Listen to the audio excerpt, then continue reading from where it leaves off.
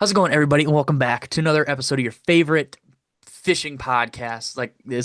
We're 10 episodes past 200, and I still am not too sure how to open this. It's been your favorite swimbait podcast for 200 episodes, and now kind of throwing a wrench in the plans here, and we haven't found a good place to settle yet, but I digress with that. We're joined by a gentleman you guys may or may not be familiar with. He's a big tournament guy, whether he's fishing tournaments or has his hands kind of in the behind the scenes stuff with the MLF things. I'm very excited about this. So, Mr. Jody White, we were just talking before the show. He had won a big tournament a couple years back, and I was following him at the time, and he has it on his pinned post on Instagram. And I looked, and I was like, wow, that was like 2023. That's crazy. I can't believe I've known him for that long. And we've shot the idea around to doing a podcast and stuff, and we've talked about it and just never got around to it. And I saw maybe I saw a story the other day about that you had posted. And I was like, why have I not, like, now that it's like outside of the realm of swim baits, why have I not hit Jody up to try to figure this thing out? And here we are for episode 210, dude. I'm very excited. We'll get into Jody's like background and everything for second. I want to get the icebreakers out of the way, kind of get the less important stuff out of the way. So then once we get deep into conversation, we can kind of run with that. So Jody, over there in Vermont, a state that I have know little to nothing about over there. I'm very excited to hear your answer here. I'm over in your neck of the woods. We're getting ready to fish. You're actually still fishing. I am not fishing over here anymore. So this is a good scenario. We're getting ready to go fish tomorrow, catch some on the minnow or however we're gonna do it up there in Vermont. What's your go-to gas station? Like what's the pre-trip ritual? Like stopping for gas for the boat and the truck. What are we getting while we're there and where are we stopping more importantly? Well, we're probably stopping at Stewart's, Stewart's? Okay. if it's on the way.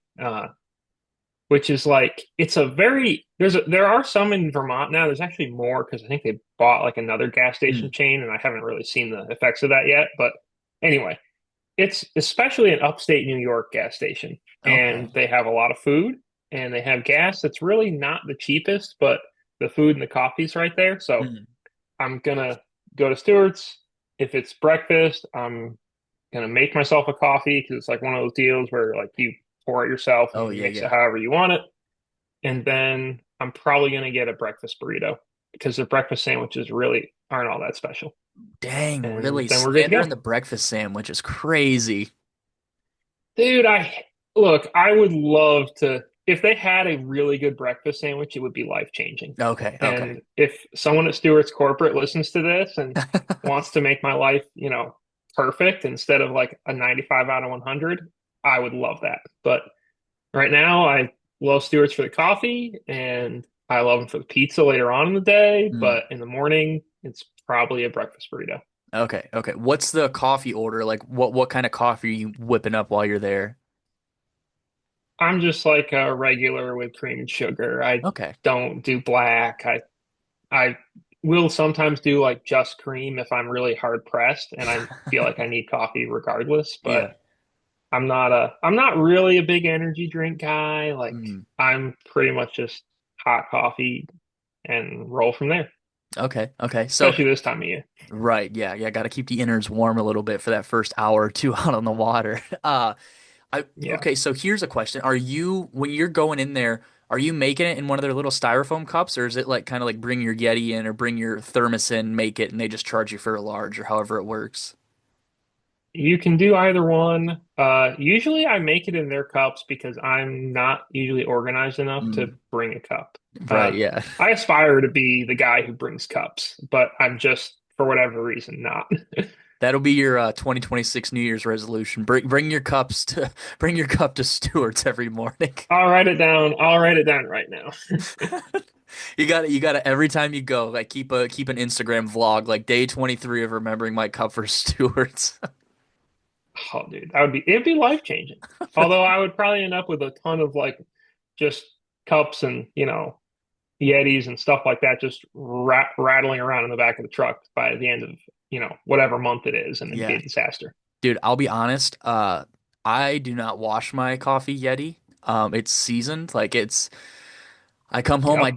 dump the coffee out, and the next morning I put my scorching hot black coffee back in it, and I just repeat the same process. I'll wash the lid. Don't get me wrong, I'm not a monster. I'll wash the lid and the little slide, the magnet slide, But the cup, nah, dude, that Yeah. thing, people might be like freaked out about that, but it's coffee. It's really hot, and by the time it's gone, it's still hot when I drink it all. So it's like, nah, this is probably okay. You probably could put water Yeah. in it and have instant like cowboy coffee if you really wanted to. And there's probably some guys out there listening to this that can say the same, but that's just how I roll. That's how I do it. So I would probably just leave my cup in the truck if I was in your shoes. Yeah.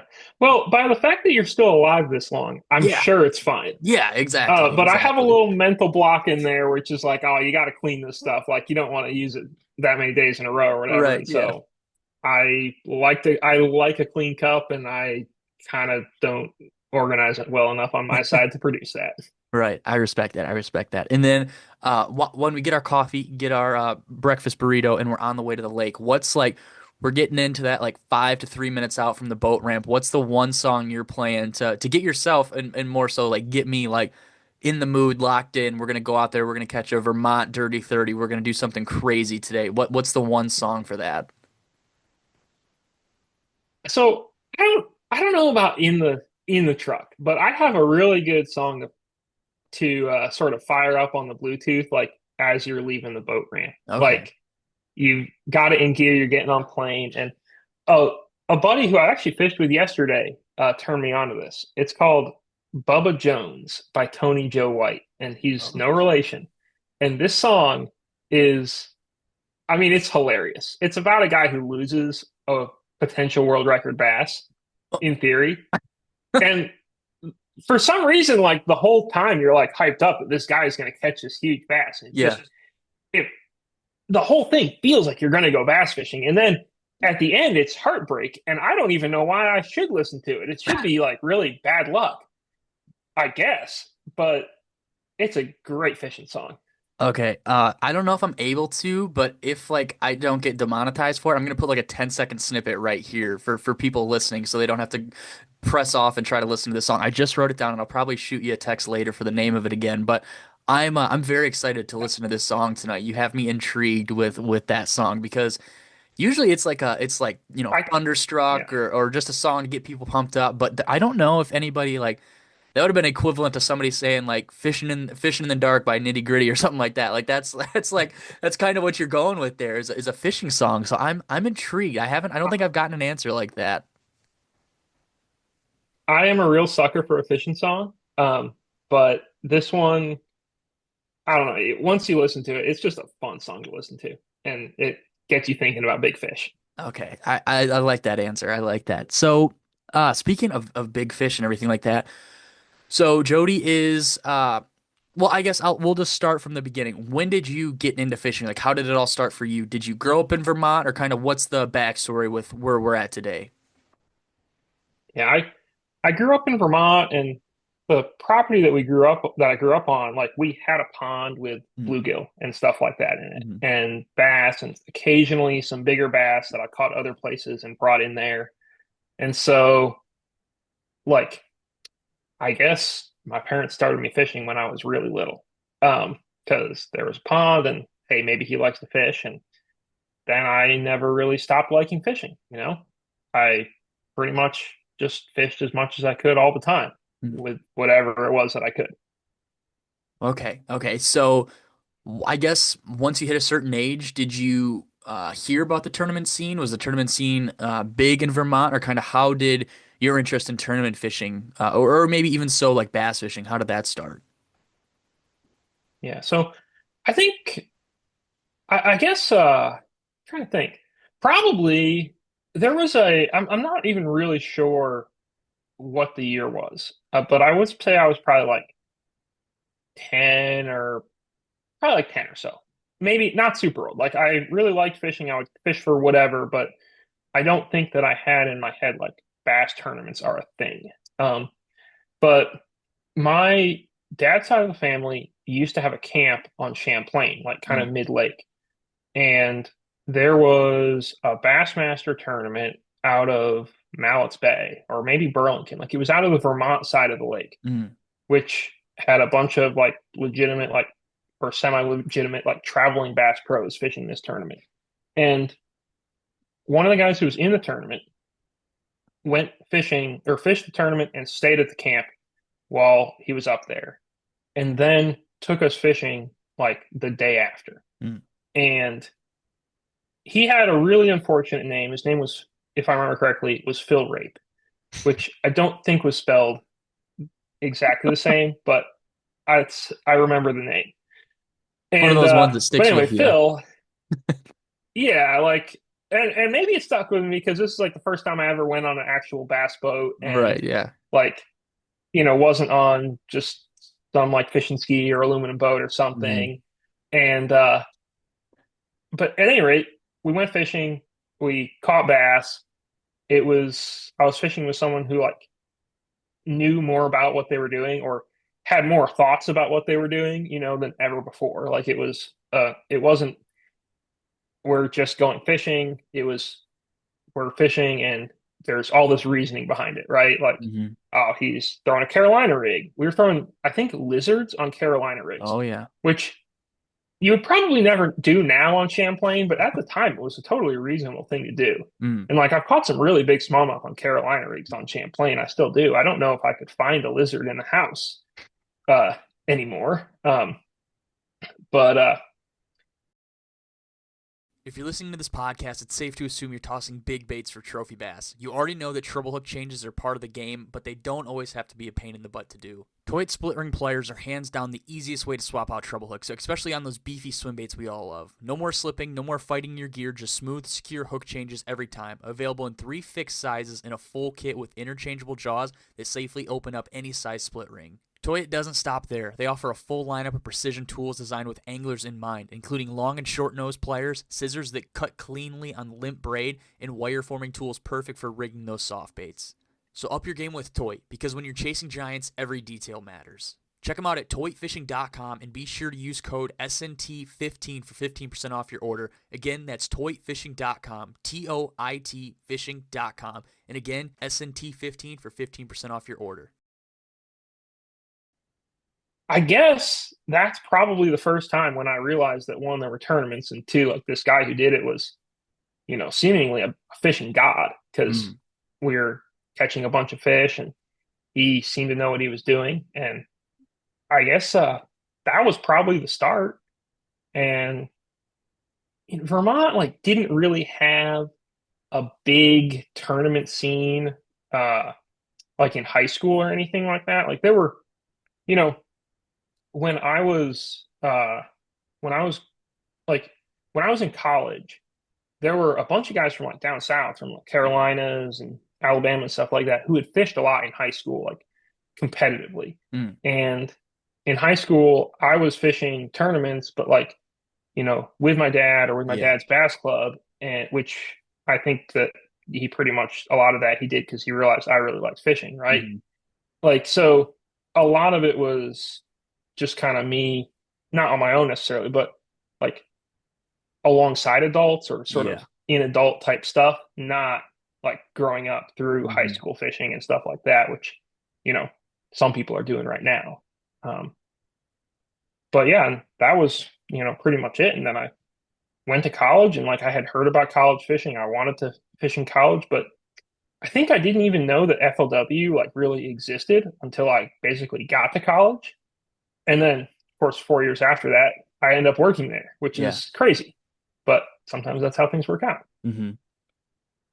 Yeah, because at the time, FLW, were they the ones that were doing majority of the college tournament stuff? Like had Bass, because now it's a lot of it's the Bass like high school association, whatever it's called, Yeah. right? Well, I would say high school and college fishing has always been a real hodgepodge. Mm. But the time that I was in college, um, there was uh, there was an organization called Collegiate Bass that was Mm. running tournaments, which I think Cabela's Yeah. uh, backed, or maybe it was Boat US or something like that, and they still exist. And then there was an organization called College Bass, which actually wasn't related to Bassmaster. Bassmaster, like, sort of took them over and ended up Mm. running their tournaments, if I remember correctly, later on. And maybe at the time that I was in school, or maybe slightly before then, but when I was in school, it was pretty early days. It was I think started in either 2009 or 2010, um, which was, I was college fishing had been around, but was not super around. Hmm. Um, and then FLW college fishing, which at the time had this huge sponsorship from the National Guard. Like Mm. they were getting so much money from the National Guard that the government told the National Guard to stop giving them money because they were like, we're not getting we're wasting taxpayer dollars. But at the time, it was incredible Mm. for college kids that liked fishing Hmm. because for a while, for like let's say 6 years or so, FLW college fishing or FLW National Guard college fishing was like the thing. Hmm. You you got to basically anyone who wanted to fish could. Like you had to start a club, be part of your club, and then they would hold the tournaments and they'd hold them in conjunction with like AAA events. So Oh. you would be basically fishing your college tournament on the last day of an FLW series event Hmm. or an Everstart event or a Stren series or whatever. And so you'd fish with a pro or a AAA guy who would be your boat driver, and the organization paid them to Mm. stay around for another day and drive college kids around. And they were pretty small fields. There were like 25 or 40 boats or something like that. Like they weren't huge fields like you see now, but you just had to show up and you got sometimes a travel check to get there. And then the at like the regional events and the national championship, this was back when FLW had like a fleet of Ranger boats, back in kind of the heyday of Hmm. uh really the heyday of FLW or one of the heydays. And you would show up and you'd fish out of a brand new boat that wasn't yours for 4 days or whatever at wherever the championship tournament was. And it was for a guy who didn't grow up like Hmm. steeped in tournament bass fishing, right? It was the coolest thing in the world. And Yeah. like if you were now there's like a lot more well, it seems like there are more folks who grow up with like high level tournament bass fishing on their doorstep all the Hmm. time. And I think that that's some of that is because I'm more exposed to that. Some of it is because there are like high school fishing has sort of blossomed a lot, and there are more parents and teams who are just like investing in that, just like Hmm. they might invest in any other sport. Um, but gosh, I mean, it was absolutely a drug. Like it was the coolest thing in the world to show up and fish tournaments and be in a bass club with everyone your age and you're Yeah. all fired up about how to catch a bass. It was Hmm. very cool. Yeah, that's the like I don't know if I answered the question. I kind of went on a ramble there. no, Sorry. no, no, you're good. You're good. That's kind of the same experience I had like growing up in northern Michigan. Man, before I got to like junior year of high school, so like before 2017, those couple or those like years prior to it, dude, I could probably count on one hand how many bass boats I had seen in my life. Like that was not even a thing that was on my radar. Yep. And then it was right around 2016 through 2019. That's like when Adrian, Michigan, or Adrian College down there in Michigan, or down south in Michigan, they started doing really good. That was around the time Bethel was doing really good. That's like when Kentucky Lake was on a Yep. really good upswing. That's when they were sinking all these boats on Kentucky Lake, but they were catching like 25 pounds a day. And Adrian was going down there and beating Bethel, and then Bethel would come up here and beat Adrian. Like this was like that was like the heyday for college fishing when I was growing up, and that was like honestly, that was the reason I wanted to go to college was to fish collegiate bass tournaments because we didn't. I went to a really small high school and they didn't want to fund or they didn't want to put on a bass team through the school because we were so far away from all these other schools and all these other populated areas that had these teams. They knew that it wasn't going to be like a feasible option really. So unfortunately, a couple of years after I graduated, they ended up fielding one through the county. They got all the schools to start little clubs, and they did it. I don't think they do it anymore, but I was like, oh, day late, dollar short on that opportunity. And lo and behold, I didn't go to college to fish because I realized maybe college, just paying for college to go and fish, probably wasn't the smartest thing I It's should do probably at the not the time. smartest thing in the world. Yeah, Yeah. yeah, exactly. And but luckily, I was lucky enough to have friends who got to fish those events and stuff, and so I kind of got to live vicariously through those guys. And then get to dabble with like the old guy Wednesday nighters and Sunday morning tournaments and that sort of thing too. Michigan has got a really like I would say a pretty rich tournament trail series that goes on throughout the whole state. And yeah, they beat a lot of lakes dead, but it's still like an opportunity for young guys and old guys to compete if they don't go to college or if they don't want to go fish these opens or whatever else, whatever other events there is. So it's kind of pretty or it is really cool, but it's just tournament fishing was kind of my thing right around when I was 20, but now it just kind of dude, it's a lot to fish a tournament. Like just hearing these guys talk about it and watching these videos that they do and everything and hearing stories from the camera guys and that sort of thing. It's like, wow, to compete at like that high of a level is a crazy thing to do. And that the guys who do it, I think that's why it's a dream for so many people because they know that like, man, I don't know if I could fish for 350 days out of the year and just like have to fish for a living to cash a check to pay my mortgage or whatever. It's just kind of a crazy thing. So when you I guess did you have any like memorable tournaments throughout college? Like maybe you guys won or cashed a big check or anything like that for you? I don't think I literally ever won a tournament in college. I won like a couple, at least one like club tournament. Hmm. Um, but I would say probably the most memorable was there were probably two, and they were both like northern regional tournaments or sort of whatever they were called at the time. Probably northern regionals or northern conference with the, FLW college fishing. And one of them was on, I want to say Lake Jordan in North Carolina, and then one of them was on Philpott in Virginia. Mm. And like we got top five and we did good and it was a really fun experience to do well. And in both of them, the team that won like beat everybody else. Well, in one of them, the team that won beat everybody else by 10 miles. And then in the other one, the team that was going to win beat everyone else by like 10,000 miles and made some sort of culling error or something to where Mm. either they still won or they finished like there was some sort of rules infraction that I don't really Hmm. recall, which I think was really a bummer for them. Uh, but I don't think it really affected like who went to the national Oh, championship and stuff like that.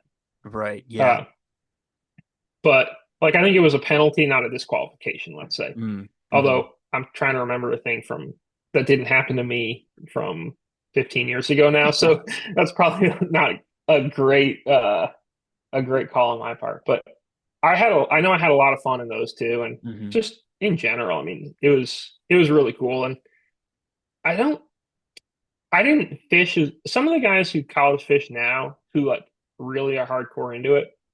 They're they're fishing a lot. Oh yeah. Um, a couple times a month, all through the season. They're fishing a little bit of everything. Um, and that was not really the case for me. I was fishing like, a few college tournaments a year and trying to do schoolwork and stuff like Hmm. that in between. And I wouldn't say that the guys who are fishing in college now are not doing schoolwork. There's plenty of them who are, but there's also some guys who are doing a lot more fishing than school, Hmm. Yeah, 100%. which may work out really well, has worked out really well for some of them. Yeah. And for others, we'll see how it goes. Hmm. Yeah, yeah, exactly. So once you wrapped up college, how soon after that was it uh when you got the opportunity to work for FLW at the time? Literally right away. I, they knew me from college fishing. Mm. Like I was annoying on the internet then. Um, you know, a couple of people who worked there knew me. And so they were looking for somebody to do PR and like write press releases Wow. and stuff Yeah. like that. Like not like important ones, like write the dumb one and then someone else will read it, right? Yeah. But they were basically like I was in my apartment and I did a phone interview and then like a month later they were like, yeah, if you want it, we'll hire you. And I'm basically, and so I really couldn't I couldn't say no. I didn't think. I had a chance to work in bass fishing. It was going to be the Hmm. coolest thing ever. And so I packed up and I fished like a college national championship that summer, and then I was off to work. Dang. Did you have any prior like writing experience? Like, did you like for whatever you went to school for or anything like that? Or did you just know you kind of had a talent and the opportunity was there, so you took it? So I started in school to get a fisheries degree Hmm. because I thought, well, I love fish. Yeah. And it turned out you have to be good at chemistry to Mm. and like math to like and science like to do science, Yeah. which I'm really not. I cull by color, like math is the worst possible thing for me. And so I ended up getting a history degree. And for history, like every paper you write is or everything, almost everything you do is a paper. Like Mm-hmm. at that point, like I wasn't really taking tests or anything. It's you read about stuff and you write it down. And so almost all my schooling like prepared me to write. And then I was like blogging for the fishing team and blogging for myself at the time because that was when blogs were a thing. Hmm. Um, I really kind of hope that you can't find it anymore, to be honest. Um, because it's like, wow, this guy sucked at writing. And this is where But we'll put I got the better at link writing and I was writing. to Jody's blog will be in the Yeah, this is where the description. So link you will pop up. uh, but anyway, point being, it's my schooling did really prepare me to write, and then being able to write about something that I actually enjoyed and was constantly interested in, and had like, you know, I wouldn't say I was an expert at it then, but have I've learned more and more about fishing as I go to where now I have a tremendous knowledge about fishing, a fair knowledge about writing, and it's a good combination. hmm. Uh, Yeah. Did you have any like I guess when you were writing, was it like interview stuff? Like you were asking the guy, hey, what five baits did you catch your fish on? Or kind of what did it start out as? You kind of mentioned it not being necessarily the most important stuff. So what were like the first couple of articles or pieces that you remember having to work on? yeah, one of the first jobs that I had was once I like was taught how to write a press release and how to plug the stuff in was calling the BFL winners up on Monday. Mm-hmm. And the BFL, it's the Bass Fishing League. It's like it's sort of our weekend trail, right? Hmm. If you're a local around the house, you can go fish it. There are occasionally some pros that dip down and fish it, but it's pretty good competition and it can lead places, but it's not millions of dollars, right? And I would basically there'd be like three or four tournaments on a weekend, and every Monday I would get in, and in the morning I'd call up all the guys who'd won a tournament, and I would talk to them for 5 or 10 minutes about how they caught their fish, write it down, churn it out into a press release. Mm. Um, and I basically did that for like I would say probably 2 years. And luckily there was a season to BFLs. Like it'd be, you know, winter and then hot and heavy in the spring, uh, and then summer, and then it would kind of tail off a little bit. But that was, I wouldn't say 90% of my job, like that was a big part of my job. And it's thankfully not as big a part of my job anymore. Not because BFLs aren't really cool, because like I actually made some lasting friendships from doing that. I learned a lot about fishing from doing that. I had people lie to me about fishing a lot. I'm sure doing that because, as you know, not everything you read on the internet about bass fishing is true. Hmm. Um, some of it is. I would like a higher percentage of it to be.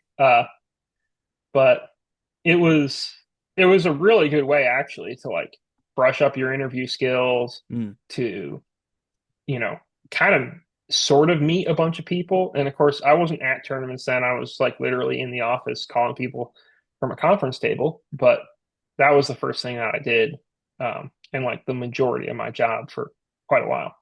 Right. And that's what I was going to ask is, did you have any prior, interviewing experience to before calling these guys like your first couple articles Yeah, or releases? not really. I think I might have somebody might have made me a list of questions to ask or something like that.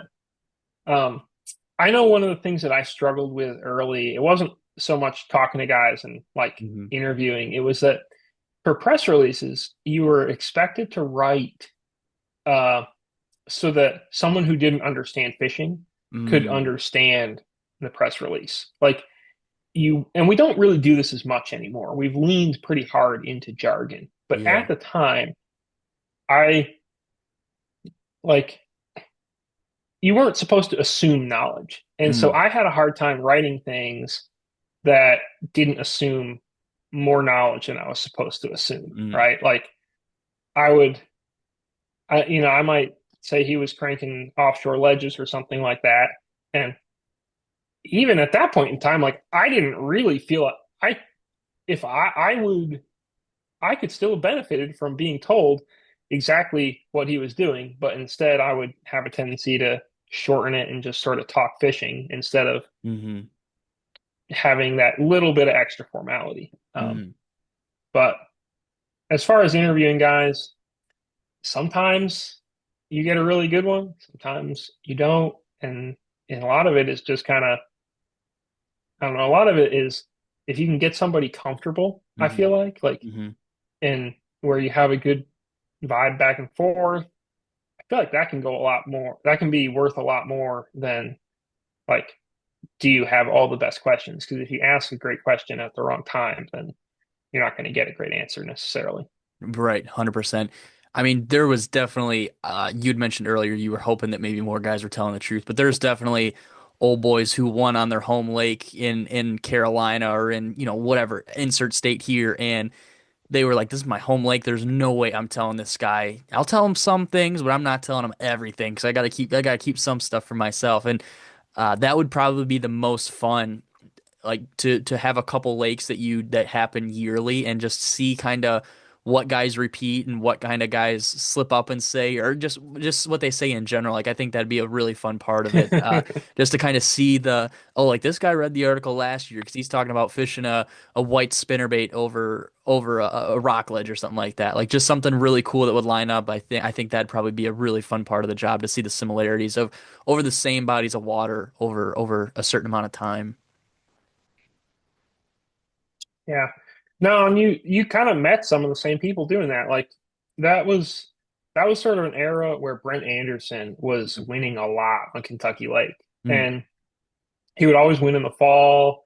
He would win on the top water. And typically he wasn't lying when he said he would win he was catching them on a top water. Mm. But the difference with, what he was doing with said top water is, you know, it was not what I would say probably almost anyone would have expected, right? Like Mm. he had better places and better methods of working it than, you know, What he let on. anyone else would have figured. And Yeah. yeah, he's like, oh, I'm throwing a spook. It's like, well, cool, you're throwing a spook. And how he throws a spook isn't like how 99% of the people throw a spook, but he had it really dialed in for a while there. Mm. Yeah. Yeah. Was there ever a time where somebody'd say something and be like, "Oh crap, like Jody, can you forget I said that or can like you erase that part of the call and kind of go over this with this statement instead or this statement instead?" Oh my gosh. I don't think so. I think usually if somebody doesn't want something in, they're pretty good at just Mm. not saying it. Hmm. Um, and like there's a lot of times where like if you're doing, this is more modern, more my job now, but like if you're, writing a tournament story that's day of or something like that, or you're writing a, pre-tournament story, you're going to get a pretty good portion of, you know, truth or sort of truth, but you're also going to get some stuff that is off the record or, leave out, not necessarily mislead, but just because they've got some stuff that they, have figured out that they want to have to themselves for a couple more days, Hmm. ideally. Yeah. Yeah, I could see that happening quite a bit. When I think you and I talked about this a couple of years ago when you won that Bass Open. So this is something that's always fascinated with me. I've always heard the term thrown around and I kind of have an idea about it, the ghostwriter thing. I don't know if you remember that conversation, but we had talked about it before over DMs. What does that all like what is a ghostwriter? 'Cause think it was you. You and I, like I said, we've talked about it, and you were like, yeah, like a lot, like a decent amount of these articles. Sometimes it is guys just ghostwriting because so and so doesn't want to do an interview or for whatever the reason may be. Can you elaborate on that a little bit? And is that something that used to happen a lot more, back in the day, or does it happen a lot more now, or maybe it doesn't happen really at all, and it's just a It, faint word of the internet that gets passed around? no, so it a ghostwritten blog or story or like you'd say like if someone like he ghosted it would be a way to Mm, say that somebody who's not the like written down author mm, uh did the writing. And like a lot of times, if it's a blog from like a Bass Pro, right? hmm Someone who probably is not super awesome at writing from the get-go, right? Yeah. Like it is a lot easier for them to get on the phone and talk to a writer for Mm, 10 or 20 minutes, and then the writer writes a blog that mm. is, roughly what was in the phone conversation, Yeah, right? yeah. Like it's a lot easier for it's really an easier process for everyone hmm to get a blog that seems like it's tips from XYZ Bass Pro. Yeah. Um, and does include some tips from XYZ Bass Pro, but also was not written by them, Okay, okay. even though it might say that it was. Yeah. Because like I've gotten some blogs in from pros that like they wrote themselves, and sometimes it is more work to edit them and make them like grammatically correct than it would be to just talk with them and then write the dang thing myself. hmm And then there's also like there are some guys who write their own stuff or have written their own stuff and do a good job. But I would say a lot of the times when you see like a blog or something hmm like that, it's not the pro writing their own stuff. Okay. Um, it's the pro talking about it. They probably talk with the writer. It's like, hey, we got a subject. We're going to do this. And, the writer basically interviews them and writes it down in, blog form, Okay. which kind of works for everyone, hmm even though it's not the gospel truth, I guess, at the end of the Right. day. Yeah, yeah. Yeah. Are there certain, so when I think of writing, I think like everybody has a style, everybody words and kind of authors their feelings or thoughts in different directions. Are there pros or just people out there who rely on this one guy because he articulates really well? So I'm gonna call up Jody and have him ghostwrite because I really like the way he writes, and so it's consistent throughout all my blogs. Like, is that a thing, or is it just kind of call or call this person because I know they're free and they can write me up something real quick? I would say that is definitely a thing. It's probably not as much style based as Okay. it is relationship based. Mm, Like if you're comfortable talking with someone, you've known them for a long time, like that's going to be kind of the guy. And okay. if you like, there are, I'm not sure, there might have been like hmm a bunch of different Jacob Wheeler blogs or a bunch of different people who wrote Jacob Wheeler blogs over the Yeah. years. Yeah. But I would say most of the ones that you've read were written by one person. Mm, Um, and just because he's got a long-term, hmm relationship, they've known each other for a while, he's kind of captured his style to a degree. And Yeah. it's hard to, I have a hard time writing a blog for someone Mm, because I, I don't know that I'm not saying I have like a super unique writing style, but I'm not a good enough writer, I feel like, to mm, just adapt my writing style on the fly. Whereas if yeah. you're really good at ghosting stuff and you're good at writing blogs for other people, you have a little bit different style for X Pro and you have a little bit different Mm, style for Y. And, you know, you're able to, like, somebody could read each one and not say these are all the same thing, wow. Yeah. which if they did, that would be bad, right? Like, then you would have produced something that didn't help anyone. Yeah. So I think the guys who are good at that, like it's a pretty admirable skill, and it's a hmm good skill to have if you want to stick around. It's not something I consider myself to be very good at, unfortunately. Right. Yeah. Yeah. That's crazy that there's maybe multiple. I mean, a gajillion blogs out there that one guy has orchestrated through multiple voices or multiple channels with different styles and emphasis on things like that's quite the skill to have. I'm just thinking about that, and I struggle to write my own thoughts and kind of keep everything on track, and let alone these guys are doing it on multiple different avenues. Like that's a pretty crazy thing to get good at or to even try to attempt, especially like I think probably publishing your own work, maybe not so much now because you've been doing it for a little while, but putting your own thoughts out there and your own written expressions out there is probably an interesting feeling. And then to do it under, we'll say like an alias, uh, that's kind of even a crazier feeling because maybe you wrote it, but that those aren't your thoughts. Like that's just what you were kind of directed towards how to express in this writing, or this is kind of what you were told to cover. Like that's kind of crazy. Like, is somebody going to read this and they're going to have like absolutely, are they going to know absolutely that this guy didn't write this? But like you said, these guys kind of adapt to it. And there's people out there that can write in multiple different voices. It's interesting to think about. That's like, I'm thinking about that and I'm like, dude, that's scary. That's like, that freaks me out to think about that sort of thing to be relied on like that. Yeah, it is kind of a weird thing. And the first time somebody, you know, wrote a blog that was supposed to be me, I was just like, I I hated everything about it. Not because the guy who wrote it is bad at his job or anything, but just like I read it and I was like, this is not, this is not what I would have written if I Mm, was writing a thing. hmm Because, and that's in my case, I've written 10 million things, right? Like Yeah, yeah. I know what I want to write. And so I was like, hey, I need to rewrite this. Like, you guys got to let me do this. And he's like, all right, go ahead, rewrite. And so I I went ahead and worked for free, which was fine by me hmm at the time. Um, but it definitely is, it's definitely kind of a weird thing, especially to think of it like when you're outside of the industry. Yeah. But for, you know, at this point for me, it just feels like a sort of everyday thing. And hmm luckily, it's not something where I have to do it a lot personally because it wouldn't, I don't think I'd be good at it. Maybe I could get good at it, hmm with the right couple of people and, Yeah.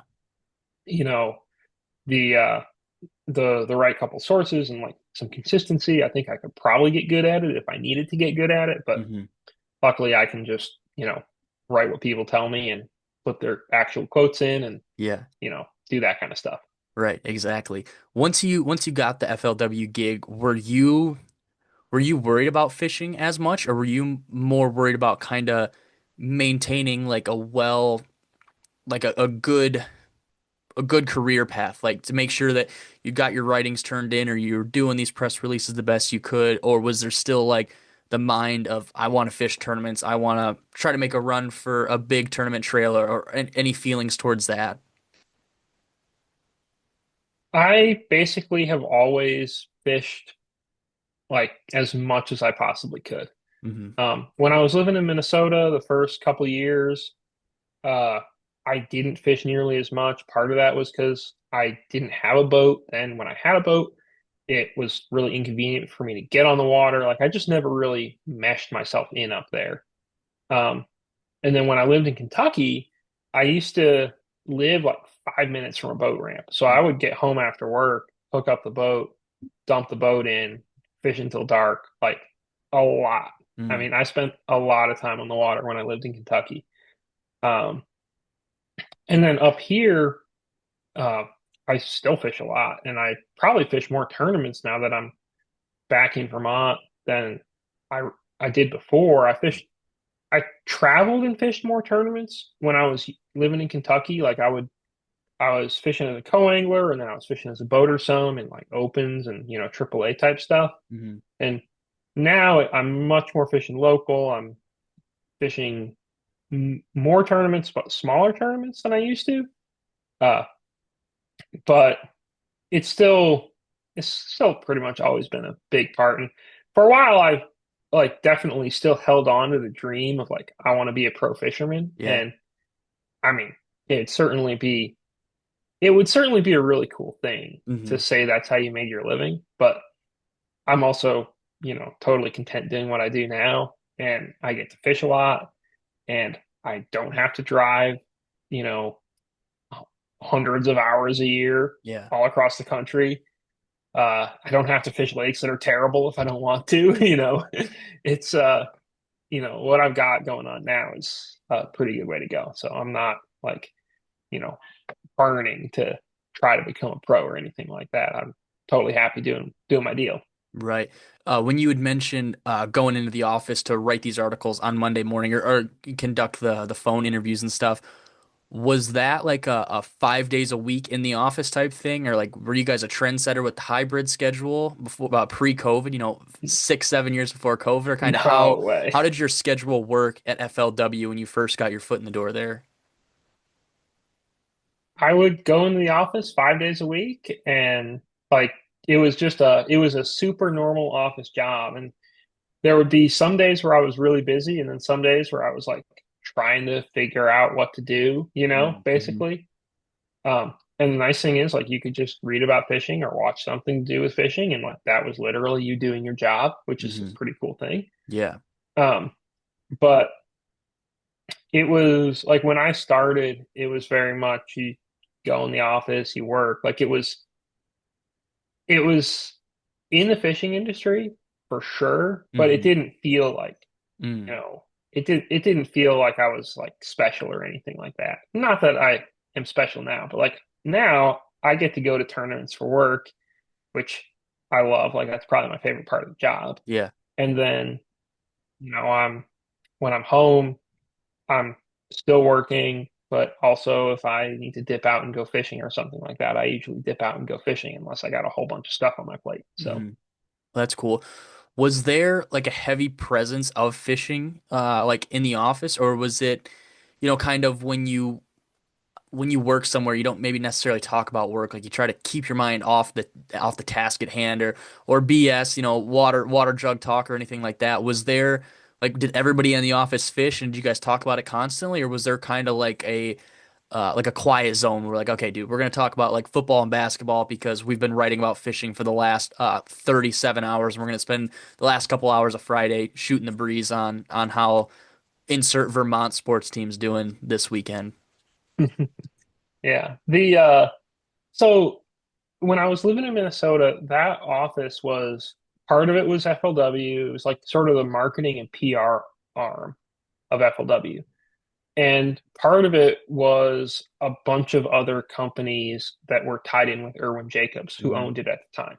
So it was a very weird office That sounds kind of weird. vibe for me Yeah. anyway. Like it was my first time working a job, basically, other than like some construction in the summer. Hmm. And then it, you were walking in and like some people were walking in suits, and I was walking in to call dudes and talk about fishing, and there were like really nice cars parked in the parking lot, and I had an old Ford Ranger with a kayak on top parked Yeah, in the yeah. parking lot, and and then so Minnesota was weird. It was not a very super fishing centric office. Like there were some people you talk fishing to, but not everyone. Mm. And then when I worked in Kentucky, um, my a guy who I had known in college who fished for Indiana, Jesse Schultz, he worked there at the same time. And so Jesse and I,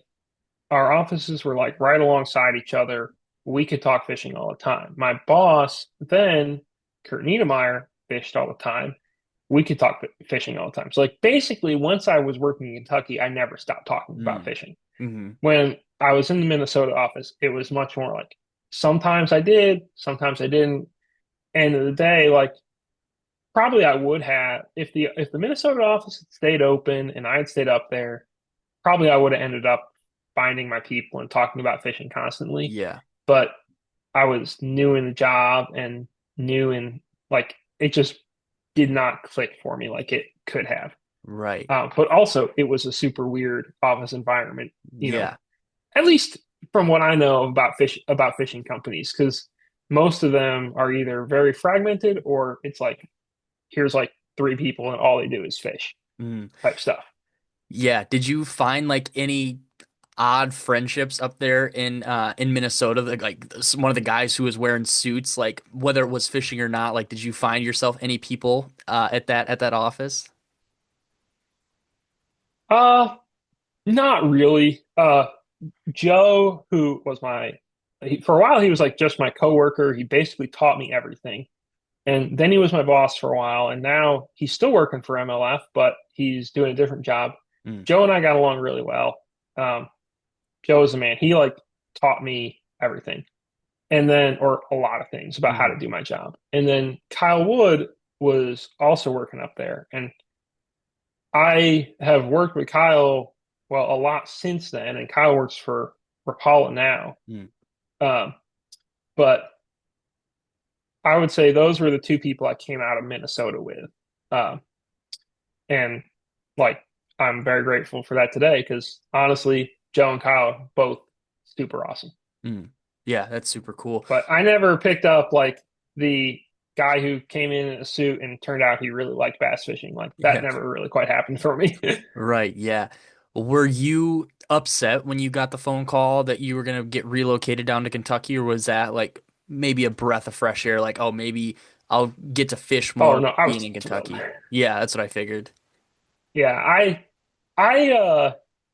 the first winter that I went through in Minnesota Mm, was like one of the coldest of all time, mm. or it felt like that to me. Yeah, yeah. And it was right around it was, I was living like sort of on the edge of Minneapolis, Mm, which I'm just not like, I grew up in the country. yeah, yeah. I have always lived on a dirt road, basically. Like I'm not a very urban person. Like Mm, I don't really like people that much. I don't like traffic. Like, so it was really, it just was Minnesota was overall just not a perfect place for me. Now, I think there were parts of Minnesota that could have been great. mhm. Like if I lived on Mille Lacs or something like Yeah. that, or I lived up north, or, you know, if I lived down like right by the river Hmm. and like, I think Minnesota could have been fine, but for me, my experience there was not right up my alley.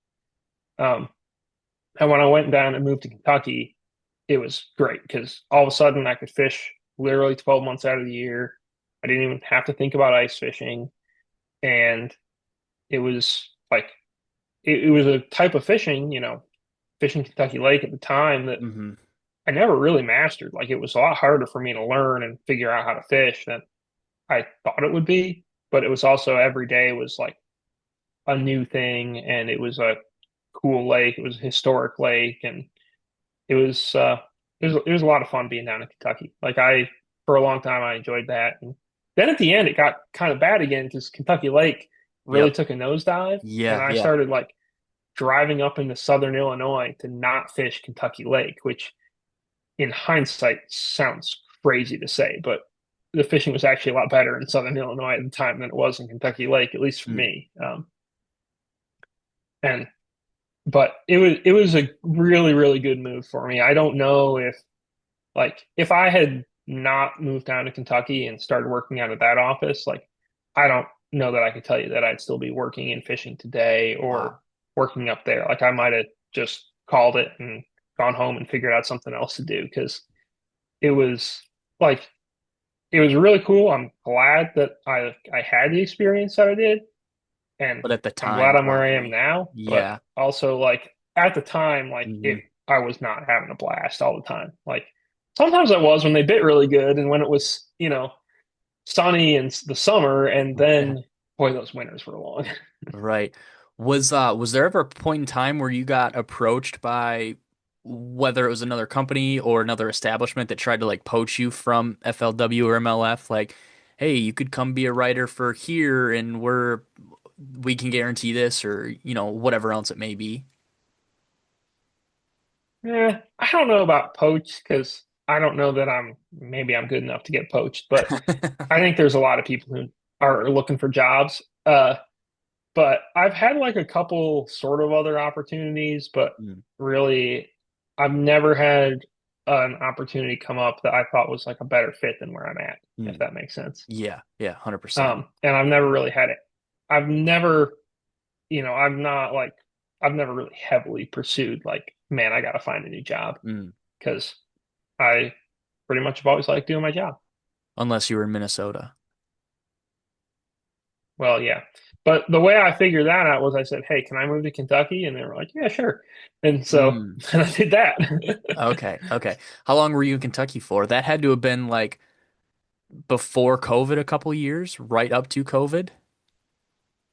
Oh, for I was there for yeah, I was in Kentucky from like 2015 or 2016 until 2019. So like the I moved back to Vermont and got the go ahead to work remote fall of 2019, Oh, like okay. basically before it was trendy to work remote. Yeah, yeah, yeah. Um, Trendsetter. and I got a little jump start on that. Yeah. And then like most of there are like we still have an office in Kentucky, but Mm. I we don't have an office anymore in Minnesota.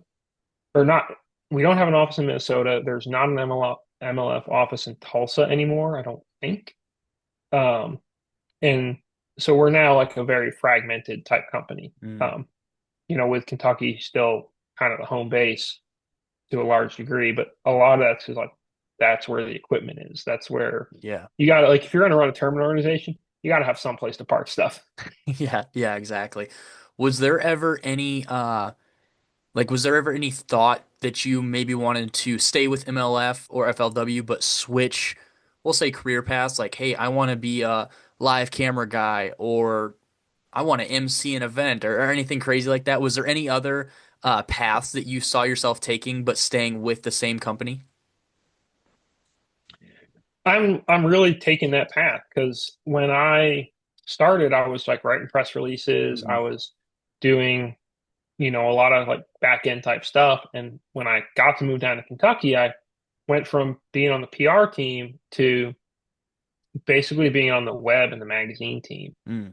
And so that put me in like more just constant tournament coverage. Yep. And it let me go on the water and do some more traveling and stuff like that. And I could write for people who wanted to read about fishing, not people who were accidentally reading about fishing. Yeah. And uh, that was like the shift was perfect for me. Mm. It was, and I think in hindsight, whoever was like, yeah, we'll let this kid who wants to move out of Minnesota and move to Kentucky, like we'll let him do it. Like whoever made that call, I think they were probably smart to make that call because I've now been doing what I've been doing for over 10 years and Yeah. it's worked out, right? For I think everyone involved. Yeah, yeah. At the same time, there probably was somebody who's like, I don't know, we can probably find some other person who likes to write about fishing. Like they're a dime a dozen. If he doesn't like it here, that's Yeah. okay. But I got really lucky, I guess. Mm-hmm. So what exactly are you doing now? Do you still do the like the magazine web stuff or kind of what's like your forte? Yeah, so we don't even have a magazine anymore. We which I have been campaigning for not having a magazine for years. 'Cause now that we don't have one, I do kind of miss it. Yeah. No, it was an annoying amount of work, and thankfully not ever really my job. Mm. But I do like leafing through something. Yeah, yeah. Um, but I so now like I write for the web. I cover uh Toyota Series events, Pro Circuit events. Like basically, if it has a weigh-in, there's a good chance I'm somewhere around the tournament Mm. coverage of it, whether on site, either writing or shooting photos, or back end, either writing or editing or editing photos, like doing Mhm. something around the tournament. And that's like pretty much my job. We run so many tournaments that I'm as busy as I want to be, or as busy as I can be, basically for much of Yeah. the year. And then, this is kind of my downtime right now Right. because I'm I don't have any work travel on the schedule. I don't have any like live events from, now until I don't know, probably the second week in January or something. I got to make Mm. I got to soon I have to like plan out the travel schedule and who goes where and everything for the coming year Right. or Yeah. start that plan. Yeah, actually, my buddy won a Toyota. I think it was a Toyota Series a couple years ago on Chickamauga as a co-angler. It'd be funny to see if you talk to him, scroll through and see if do you do like co-angler stuff? Or I assume somebody does like co-angler articles and angler Yeah. articles from those events, right? Oh yeah. And well, a lot of times it's me. Who was your buddy? Cooper Jet would be his name. I think it was 23. Yeah, the world's best co-angler. Yeah, yeah, exactly, something like that. The He's the really pink. good. He is really good. Yeah, I mean, you said it, not me. But yeah, Cooper actually is a Oh, really good friend of I mine. tell him that all the time. He knows I'm I'm high on the Cooper Jet train here. That's so funny. Small world, man. You said Toyota Series. I was like, hey, that's what Cooper Yeah. fishes. I wonder if he knows Cooper at all. That's Oh funny. yeah. I do know because he fishes a bunch of northern Yeah. stuff too. And Yep. so usually I cover pretty much all the northern ones. He made like a top 10 at I know he made a top 10 or top 25 at St. Lawrence a couple of years ago. Like he Hmm. catches them. But Oh this yeah. one, so when he won this, Sean Ostruska wrote that story, Okay. which Sean is a very good writer. Um, so and he was only 22 and he won a boat. Yep. Well, yeah, That's dope. he took the check, got a truck. Gonna win another one for the boat, he said. Well, that sounds like a good plan. Yeah, yeah. Uh, so I guess you talked about taking pictures and stuff. What kind of camera, like what's your setup for when you're out on the water or at the weigh-in events? I've got a Canon. Well, I say it's work owns it. Yeah, yeah, I yeah. really enjoy photography, but Mm. I don't think I enjoy it enough to like. I guess if I didn't, if I had to, if I was like freelancing, I would own Mhm. some nice camera gear, but I don't enjoy it enough to spend fishing money on it, let's Yeah, yeah. say. Um, but it's a Canon. It's one of the R ones, the Hmm. mirrorless, which Yep. was, I think I got that 2 years ago, and it was such an upgrade from the clunkier one that I had before. And Yeah. then on the water, we shoot with like a 100 to 400 lens a lot, Yep. so you don't have to be in their back pocket. Yeah. Uh, and then just on a regular, almost whatever comes in the kit, for Yeah. weigh-in because you're all right there. Hmm. Right, right. Did you But come? I'm not I know way more. Oh, go ahead. No, no, this was a complete different question. Continue with the camera stuff. Okay, I was gonna say I know way more about spinner baits and crankbaits and jig heads than I do about camera gear. Right, Like yeah. that is I know how to use it pretty well, or okay, but as far as knowing all the intricacies of it, Yeah. like I'm I'm your man if you want to rig a boat, uh, put some electronics on it, something like that. Sure. Picking out cameras, I don't know that I'm your guy. I can tell you what Right. I've got and that it works, but that's about it. Yeah, yeah, exactly. Did you travel up here, up to Michigan, in reference for the Saginaw event this fall? No, I wasn't there. That was a BPT event, the Every Fish Counts stuff we run, Oh, yeah, and yeah. or Bass Pro Tour, and like I don't really cover those very much. We have a slightly siloed team where like the BPT team, they don't work a lot of five fish events, and the Mm, guys who work five fish events don't work a lot of BPT stuff, which is probably not bad because they both tournaments. Like I've worked a couple BPT events, and the flow of like each event is really different. mm, And so it's probably not bad that like, guys who are really dialed in on how to cover X tournament stick yeah, doing that. Um, and before when the BPT events were all 6 days long, I was so glad to not cover them. But now they're 4 days. yeah. I'd be totally game, but I just usually am not at those. Hmm. Okay, because I was gonna But it say, looked like a really fun tournament. yeah, yeah. If guys didn't rip off their lower unit, it was probably a pretty fun tournament. I knew that that lake or that like bay area is just crazy. Michigan Bass always has tournaments out there. There's always a bunch of college kids that have tournaments out there, and there's always breaking crap. It's a very expensive place to have a tournament if you're just full throttle, trimmed down, letting her fly. So I was intrigued to hear some of the things if you had went some of the things you had seen and heard. But like I saw Alton Jr. Yeah. had posted some stuff, and I was like, yep, that's about what I was expecting from that tournament out there. Just a wicked place to have a tournament with a lot of nice bass boats cruising around out there. Yeah. Luckily, you got insurance and warranty and stuff like that. But yeah, it looks like one of those places where either you've got to be really patient to Hmm. get where you're going, or you've got to be really lucky. Yeah. Uh, and a lot of times, in a tournament scenario, it's hard to be patient. So you cross your fingers a little bit. Right, exactly, exactly. Are there any are there any lakes on the map that or I guess events on the calendar on the schedule that you look forward to or you hope is in the upcoming season just because you like the towns, you like that there's big fish there, you like how guys catch them or anything like that? Is there any like bodies of water where you see it or like here in the next couple of weeks when you plan out your schedule, you're like, "Oh my gosh, I'm so excited that they're going to uh insert lake name here because this reason." Is there a lot, or is there like any in particular that you enjoy more than others? Yeah. So one lake I always really enjoy is Lake Champlain. One Mm. is because it's real close. Yeah, yeah. And then two, it's uh it's really good fishing. And like I learn something new about the lake every time. Um, the downside is I also learned a lot of parts of the lake where I'm like, well, better not fish there because Yeah. that's not mine. And now I've been there for work. But it's really cool to like see the home pond from a different view a lot of times. Mm. And otherwise, I'm trying to think. Usually I like Florida because it's warm and I'm Mm. there in the winter. Yep. Yeah. The Harris chain is logistically kind of annoying.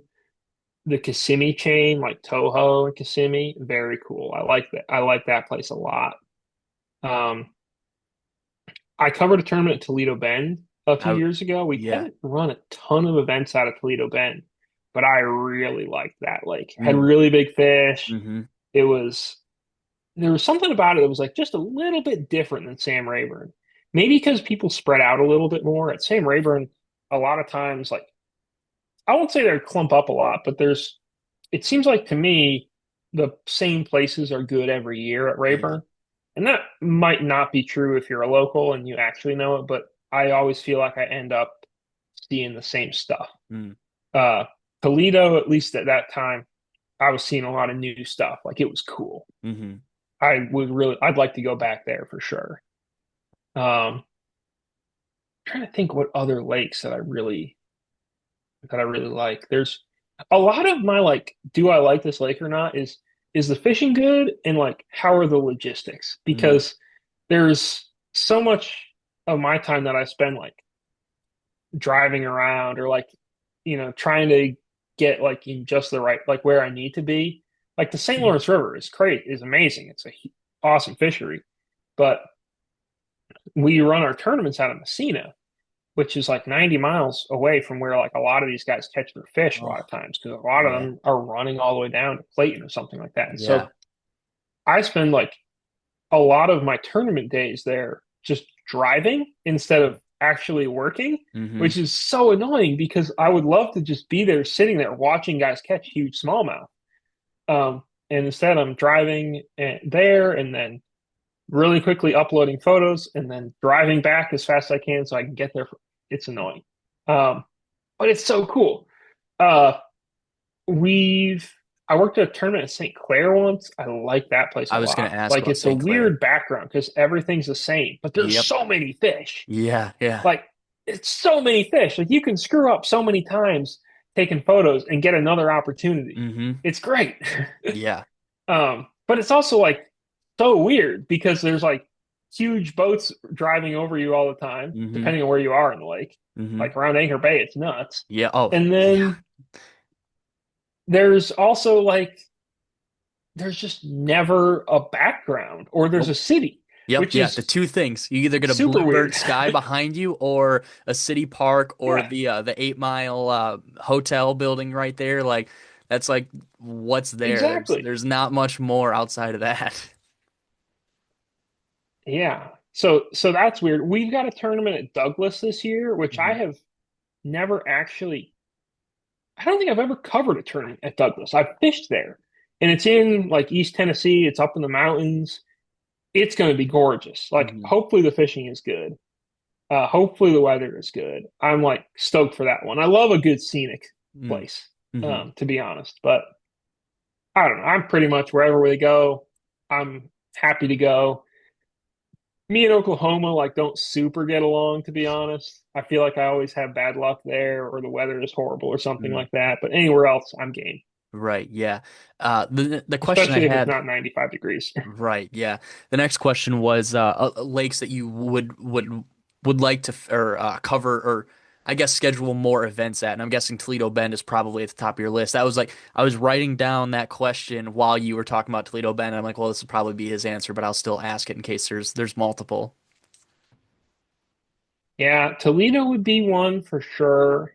Um, it's a cool lake. It's got really big fish. I mean, it's Mm. good.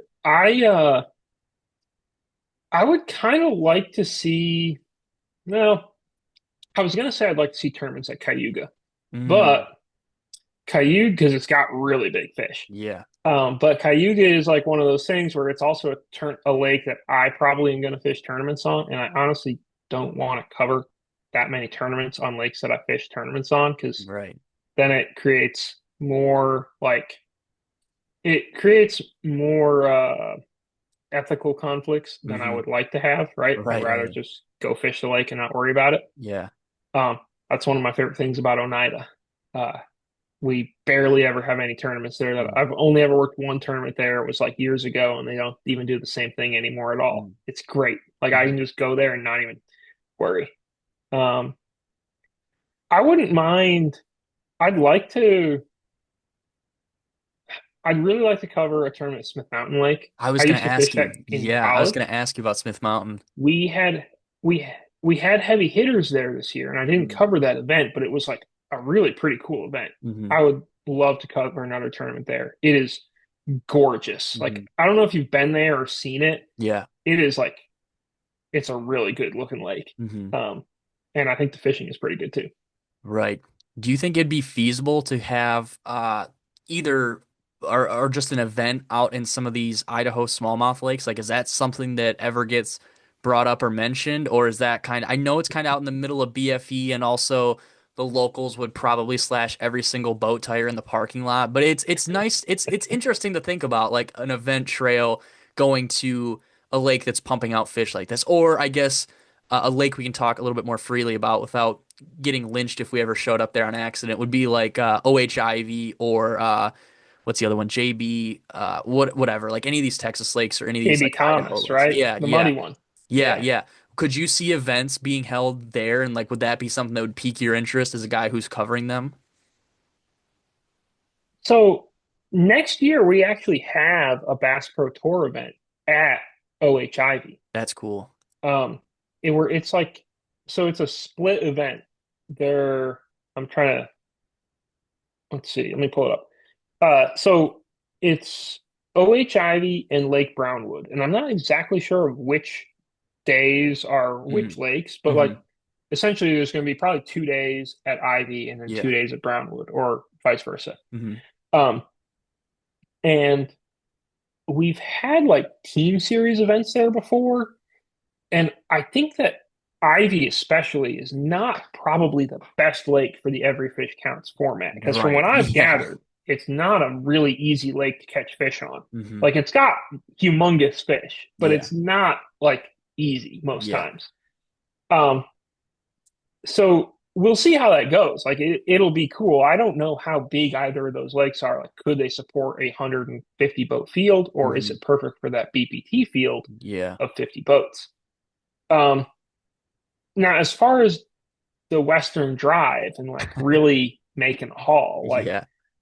it's just not going to happen. Right. Not, it'd be cool. Like, I would be all for it, Yeah. but it just costs way too much money to, you know, get everything out there. Hmm. And then even for the guys in the tournament, once they get out there and back, unless they did really, really good in the tournament, Yeah. it's really hard to make the money back. Hmm. And it's just one of those things where every comment section, whenever a schedule comes out, it's like, wow, thanks for ignoring the West. Yeah. And like, I get it. Well, I get it, but at the same time, I'm not out West. I can't say I, you know, feel it, right? Right. But it's just the logistics are just really bad. And tournament fishing is right now still, very southeastern. Hmm. May not always be that way. Right. It seems like we have more tournaments and it seems like there's more people who come out of the north, Hmm. every year. Um, and I know there's some super good Western anglers, but I just don't, it's a long, long way. I Yeah. think it's gonna probably not happen on a regular basis anytime soon. Yeah. God, it'd be cool though. Could you imagine Yeah. I know. That's what I was a thinking. bunch of Like, like 8 pound smallmouth getting caught in a tournament? yeah. Whew. Or even have like every fish counts on like Shasta Lake over there in California, or some of these other lakes that have like an abundant, I say abundant, like I know, but like a good amount of like 6 to 8 pound class fish to have like an every fish count event like on a lake like that, like a bunch of big spotted bass, like 5 6 pound spotted pound bass, like that would be so cool to see events like that. But like you said, it just kind of the logistics of it are not there unless something. Well, I think they have Wham West Michigan Bass. Like West. There's some kind of bass Yeah, they have. organization. So yeah, there's I think it's One Bass, Western Outdoor Yeah, News, yeah, yeah, and yep. then Bass Angler Magazine, which is BAM, which is Hmm. probably the Wham you got. Like I Yeah, think yeah, you combined them. getting the two But mixed up. Yeah. there's yeah, so there are plenty of Western tournament organizations, and then we used to run like AAA tournaments out west. We used to run Toyota Series events Mm, out west. We had a Western division until this might have been our first year without it. Maybe it mm, was last year.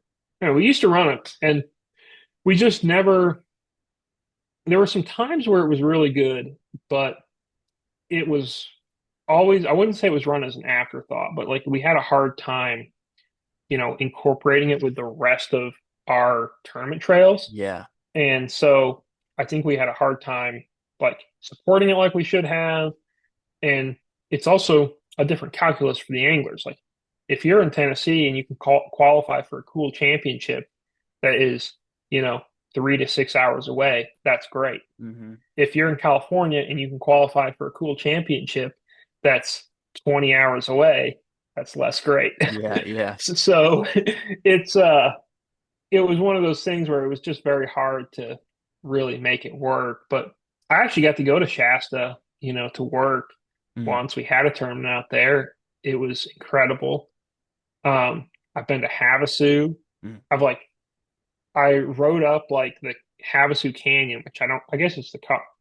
I don't really I don't know what canyon it is. It's really cool. Yeah. Like running up that thing, I think it's the Colorado River. Like at sunrise, you've got these like scenery that I couldn't even imagine being Hmm. from, the Northeast. Like it's insane. Uh, Clear Lake has like so many giant fish in it. Yeah. It's unreal. Like Yeah. the fact that Clear Lake, first of all, not clear. I thought it'd be clear. It's like way dirtier than the St. Lawrence River. Right. I was like, this place is named Clear Lake. It's got to be clear. No, Hmm. it's like normal watercolor, but it is just slap loaded with huge fish. It was amazing. Yeah. And it's gorgeous. I saw Hmm. a bear there when I was at Clear Lake. Like we drove through where there were fires. It was crazy. I'd Yeah. go out there in a heartbeat again. It Hmm. was, but it's also logistically very Right. unlikely, but Yeah. very cool. Right. When so the next like the last big question I have is when you say you're going down to next year there's a Toledo Bend event. Are you driving down there from Vermont or are you flying into the shop or to the office in Kentucky and driving down or how does that since we're on the topic of logistics, how does that work for you? How do you get from point A to point B with all Yeah. your gear and your boat and everything like that? Well, I don't bring the boat is the key. Okay. For if I was going to Toledo Bend, I would just hop on a plane. I'd bring a Pelican with my camera gear and a duffel bag, and I'm good to go. Mm. Uh, and then I'd land in probably, I was gonna say Shreveport, but that might be it. I'd land somewhere Hmm. in Louisiana or Texas and just drive to the lake. Okay. Um, if it's somewhere that is within like a day drive for me, Hmm. like if I can get there in like let's say under 10 hours, which where I live is not everywhere, but like I always drive to the Potomac, I drive to Yeah. the St. Lawrence, you know. Hmm. If I can drive, I like to drive just because I can bring all my stuff. Hmm. Um, but now more than ever, I hop a plane. When I was living in Kentucky, a lot of times I would tow a boat to a tournament, whether I needed to bring a boat to be like flag boat, or I would bring a boat to work out of to not have to hire a boat driver to go on the water or something like that. Like I did a lot more driving when I lived in Kentucky. Now I do a lot more flying, which I'm not really big on flying. Like it's probably my least favorite part of the job. That and expense reports, like I'm out on. Yeah. But, you know, it is a great way to get from point A to point B, especially when it works well. Hmm. Right. And then the last question I have is when you're out on the water, you're out on the boat, like doing your pictures and stuff. You'd mentioned making the run, uploading stuff, and running back in time for weigh-in.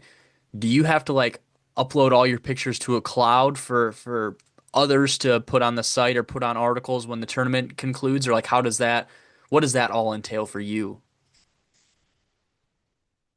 It really depends. So for like the Toyota series, which we run with a little less back end help, it's Mm. a little bit more based on who's on site, that sort of thing. If I'm shooting one of those, I'll I will basically do all my own editing usually, and then just post the stuff straight to the website, Okay. like photos. Um, if for like a pro circuit event or an invitationals event for other stuff, a lot of times I will, send back 100 or so of the best photos or whatever from takeoff and then from weigh in and all that jazz. And I'll throw them up in the Dropbox, Mm. and Brandon at his home in Houston will be like, "Hey, photos," and edit them and put them on the website. Okay. So it's one of those things where it varies a little bit. The first year we moved to this was back in FLW pre-COVID. Like if we had one year where we were sending our photos in instead of having someone on site to Mm. edit them. Like we would do tournament coverage, and we had a guy come down and just be on the bank who would we'd run, and sometimes it was me who would like run a live blog and Mm. do do photo editing and like do all that stuff, Wow. you know, basically from a hotel room or from weigh-in or whatever, like when they were down there. And Hmm. then all of a sudden you know, we tried just relying on the internet, and turned out like you could rely on the internet. Like it was pretty good. Yeah. And you didn't have to travel somewhere, and someone could be at home and like, you know, fire up their computer, drink a cup of coffee, edit photos, and you know, all's well. So Mm. it we've streamlined it over the years for sure. Mm. Yeah, that makes a lot of sense. And then I just got a couple questions about your tournament experience. The big one being you kind of mentioned it earlier about fishing lakes that you've covered at. Are you allowed to fish MLF tournaments through the trail, like any trails, or is that like a conflict Nope. of interest and that's why you fish like the opens and stuff? Yeah, our employees are not allowed to fish our tournaments. Okay. So that's what puts me in ABAs, Bassmaster events, Mm. whatever it is I'm in, it's because we don't run it.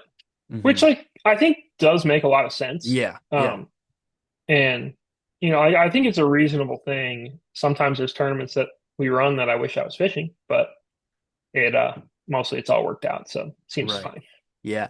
Is there across the like across the walkway, like do you talk to guys who work at Bass, like pick their brains about stuff, or just, acquaintances or anything like that? Or is it pretty, you don't really cross the aisle and make friends with guys on the other side like that? I don't think it might be like that for some people. Okay, okay. But I don't think it's like that for me. I feel like I know. a pretty good amount of guys who, Hmm. do my job or similar or totally other things who work in various places. Mm. And I think that I'm pretty good at getting along with people, or at Right. least Yeah. okay. And I'm Right. not a, now I will say you know, I started working for FLW, which is a company that really no longer exists. Hmm.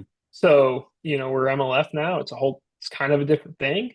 So maybe I just don't have a dog in the fight as much. But I'm, I feel like I'm pretty happy to work with whoever. And, you know, Kurt Niedermeyer, who I talked about before, who was, still like Kurt's the best boss I've ever had. He was incredible. He is so good at his job.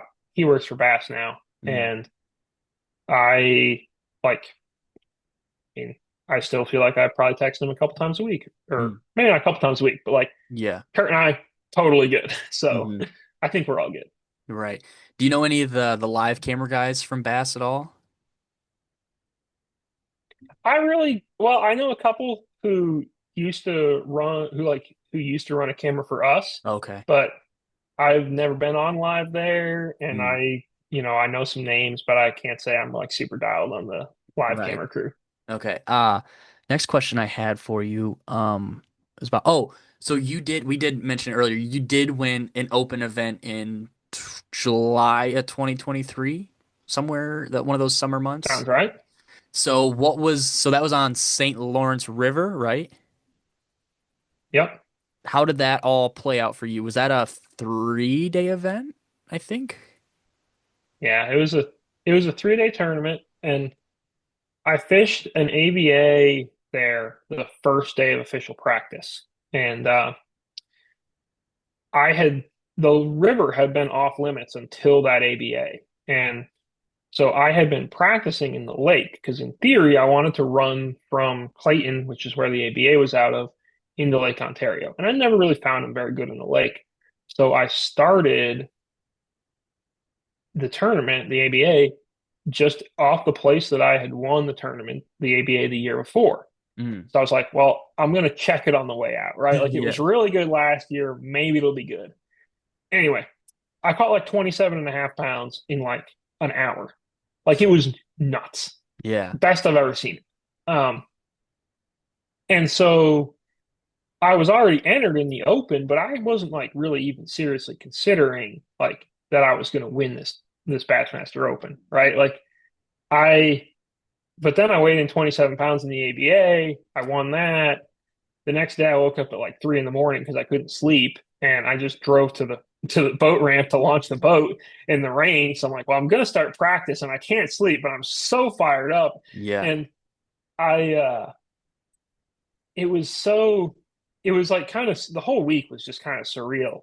But I ended up borrowing a boat from my buddy Billy, and it was a bigger boat than I had, 250, 50 gallons of fuel, and it would let me basically efficiently run from Waddington, which is where the Open was out of, you know, 70 some odd miles out to where I needed to run to. Yeah. Um, and it worked. Like it was unbelievable. Dang, dude. What were you catching them on? Like, did it stay true all throughout 3 days of like what you were using, or did you have to kind of change it up and Yeah. switch it like with if a front came through or however else it played out? I pretty much caught them on the same thing all 3 days and in the ABA. So really all 4 days. Hmm. Uh, I was just catching them on a minnow, 3/8 ounce head. At that point, I was using a 4 inch Z-Man jerk shads, and then also a 4 inch Sakamata shad. Mm. And the jerk shads, it was smelt color. The Sakamata was like that. It was the like smoked pepper one. It's like a Mm. kind of dark gray one with little Hmm. flakes on it. Um, and so like I was throwing both of those. It's not really you're using live scope, but Hmm. like a lot of times you're not seeing the fish. A Yeah. lot of times you're like putting the bait over where you think a fish is going to be Hmm. and working the bait appropriately, and then hopefully the fish pulls up. And of course, Yeah. it was probably a lot easier then than it is now. Oh Like the yeah. fish have been educated a lot then, and I am almost, I wouldn't say I was the only person in the field throwing a minnow, but I got in early on that game and I got really lucky to be like it. I don't really know how I got so lucky to be early on that game, but like I had in that tournament, I had something to myself, which was not the spot, but it was the bait, like it was how to fish it. And like I was a little more dialed in than other people. Hmm. And like that was super key. Like to be on the leading edge of what happens to be like one of the best baits of all time, basically. Because if you Yeah. look at the last couple of years of tournament fishing, right? Like a jig head minnow is, I mean, it's been so dominant sometimes that like probably the rules have changed because of it. Yeah. If you sort of think about where we're at, like it's been that good. If um so anyway, like I got to be on the leading edge of that, which was really, really super key. Was that when Sakamata shads were easier to find, or were they just as hard to find back then? I don't know because I wasn't looking for them. Mm. I like I had obviously it's a super, super good bait, right? Yeah. Like very good minnow, and I have a pretty good stock of them now. But like they're not hard to find, at my house. But Right.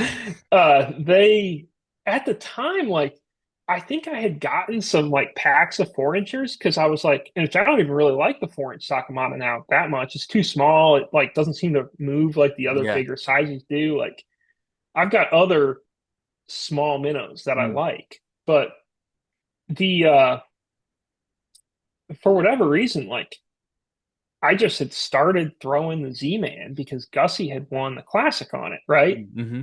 And he was doing it 2D. And so Yeah. I started doing that, messing around. Like I started messing around with that around the house. And I just kind of kept throwing that for a long time. And Mm. then I branched out into other things. But at that point in time, like I had some Sakamana shads. I don't really know if they were hard to get or not. Like I Right. wasn't even thinking about it. They must not have been hard. Right. They must have been out there or maybe there was like maybe there were a couple college kids in Tennessee who like owned like 700 of them. And, you know, they were like, oh no, I need to buy more. This is why Yeah. it's, but for me, it wasn't even a thing I was trying to get. I remember I was trying to get in an order of jerk shads and jig heads before that tournament. And, Mm. we made it happen in time, but like that was what I was after then, which is wild. Yeah, that's funny. How much, what was your 3 day total to win it? I mean, that's a great question. Let me see. I think it was like I know it must have been 71. like close to 72 or 7 Yeah, it was like 71 or 72. Like 72 5 ounces or 71 and 5 ounces 7 maybe. 71.15. 15. So very we were yeah, right on there. Damn, dude. Um I had like 25 or almost 25 the first day. Like I had a really big bag the first day. Yeah. And then I had I want to say, let's see, it would have been like 22 maybe or maybe closer to 20 the second day. I guess probably closer to 20. Like the second day was tough. It was pretty bad weather. Like it was Mm, windy, it was cloudy, it was out where I was fishing, like it was pretty hard to fish. And then day three, it was still pretty windy, but it was sunny. It was like it was much better weather, all things considered. And I think I had like 23 and change. I got a pretty good bag on day three too. And that was kind of, I don't know if the fishing just wasn't quite as good that week or if there just weren't as many people on the right program. But like, if you look at the weights it's taken to win tournaments since then, like it was despite a tournament that got won with a bait that like has turned out to be a really big deal. It was we weren't all as dialed in on it as we could have been mm, necessarily. hmm. Um, or maybe the fish have just kind of gotten bigger. Like, it does seem like the fish have gotten bigger, even though they might be harder to catch than they used to be. Like, it seems like we're seeing bigger bags every year. Mm, Just guys catching maybe fewer fish, but they hmm. still get the right five every day. So Right. I don't know. I was really happy to win, and whatever the weights were. Right. Do you remember being But scared? definitely, it wasn't like crazy weights. Right. Yeah, I was about to say, do you remember being scared on day three that like second or third place was going to make a big jump, have a 26-pound day and jump you, or were you pretty far ahead going into day three? Do you remember?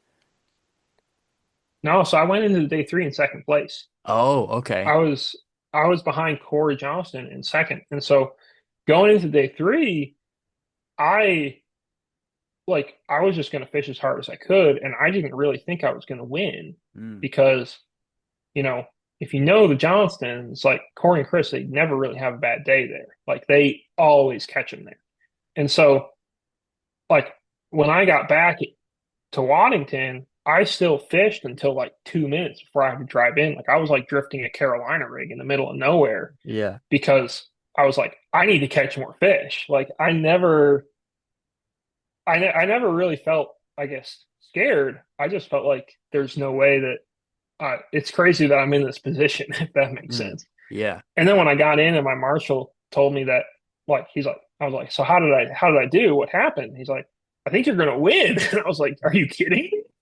Like, I did not really, I did not let myself believe that I might win that tournament or that I was going to win that tournament, like, basically until all the fish had been weighed. Like, Mm, it was just so, it was so surreal. And, like, I knew I was doing good, but I also knew, like, 23 pounds is fine on the St. Lawrence, but it was totally likely that Corey would have had 24 pounds and just, clamped down on all of us like they hmm. usually do. Yeah. It's kind of that like repeatable tournament feeling. I think every time I fish a tournament and I think I'm on the better end of doing good. It's always like, okay, we probably have like, on a Wednesday night, or we probably have like 16 pounds, but like, oh man, like what are we working with here? Like, is old son gonna come roll in with 22? Like, that's definitely a possibility because we've maybe missed some key fish that we'd be in that area, or are we just slapping them and nobody else is? And that's like every time I fish a tournament and I'm doing decently okay, you have that thought of, oh, I might cash a check, or you start to get that thought in your mind, and then it hurry up and switches back to, or I'm gonna be right out of the money, or I'm not. I'm gonna get second and break even or whatever else. It's like it's fun. Like that's why a lot of guys probably fish the tournaments is for that feeling, for that adrenaline dump, adrenaline rush. But dude, I just get like so freaked out and paranoid and like so hyper focused on trying to do everything right. That's when you always make mistakes and have goof ups and miss fish with the net or break off because you're trying to yank them in or whatever else it may be. It's tournaments are fun, but dude, like I don't know if my heart could take doing that on a professional level, or even doing it on a successful like pro angler or co-angler, or even like an opens tournament. Like if I'm in the top five, dude, last day I might have a heart attack. Like I don't know if I could watch weigh in. Like drop my fish off and go back to the hotel and tell them to knock on my door like I just won the clearinghouse giant check if I win. But dude, I don't know. It takes a special person to keep the composure throughout an event like that, especially on the last day where you're fishing against a guy like that, and you have in the back of your mind like I'm content, but Johnston brothers may have just really pulled it out today and just kind of squashed me. It's that's an interesting feeling to think about. Yeah, definitely was the most high stress Mm, like tournament that I've ever fished. Just because it, it started so good, but also it was, every part of it was so tenuous. mm, You're making a, I was making a longer run than I've ever made in a tournament before. I was running over 70 miles one way you know, every morning, yeah. and there's when you fish tournaments a lot, like when I fish around the house or you know, there's a lot of tournaments I fish where I don't really get very stressed. Mm, Like I'm not saying I'm not trying very hard, like I right. still am, but you don't you I'm having a good time Hmm. and I'm trying to do well. The tournaments that tournament, like I was stressed, the entire time, and it turned Yeah. out to be awesome. Right. Um, but and it probably, even if I finished second, it probably would have been Yeah, awesome. right. Um, but it definitely, I don't, I wouldn't say I wouldn't want to do it again because still like fishing big tournaments. But Hmm. if every tournament you fished was that stressful the whole time, I think a lot fewer people would do it. Right. Yeah. So, because it was, I was high strung that week for sure. Right. Did you kind of feel like it was back to when you first got with FLW? Like, was your phone blowing up and you're like, okay, like I understand what guys felt like when I would call them and try to pick their brain about how they won an event. Like, did you feel like you were kind like the light had been shined, the spotlight was turned on to you, and you were the guy not necessarily conducting the interviews, but getting interviewed on how you find success?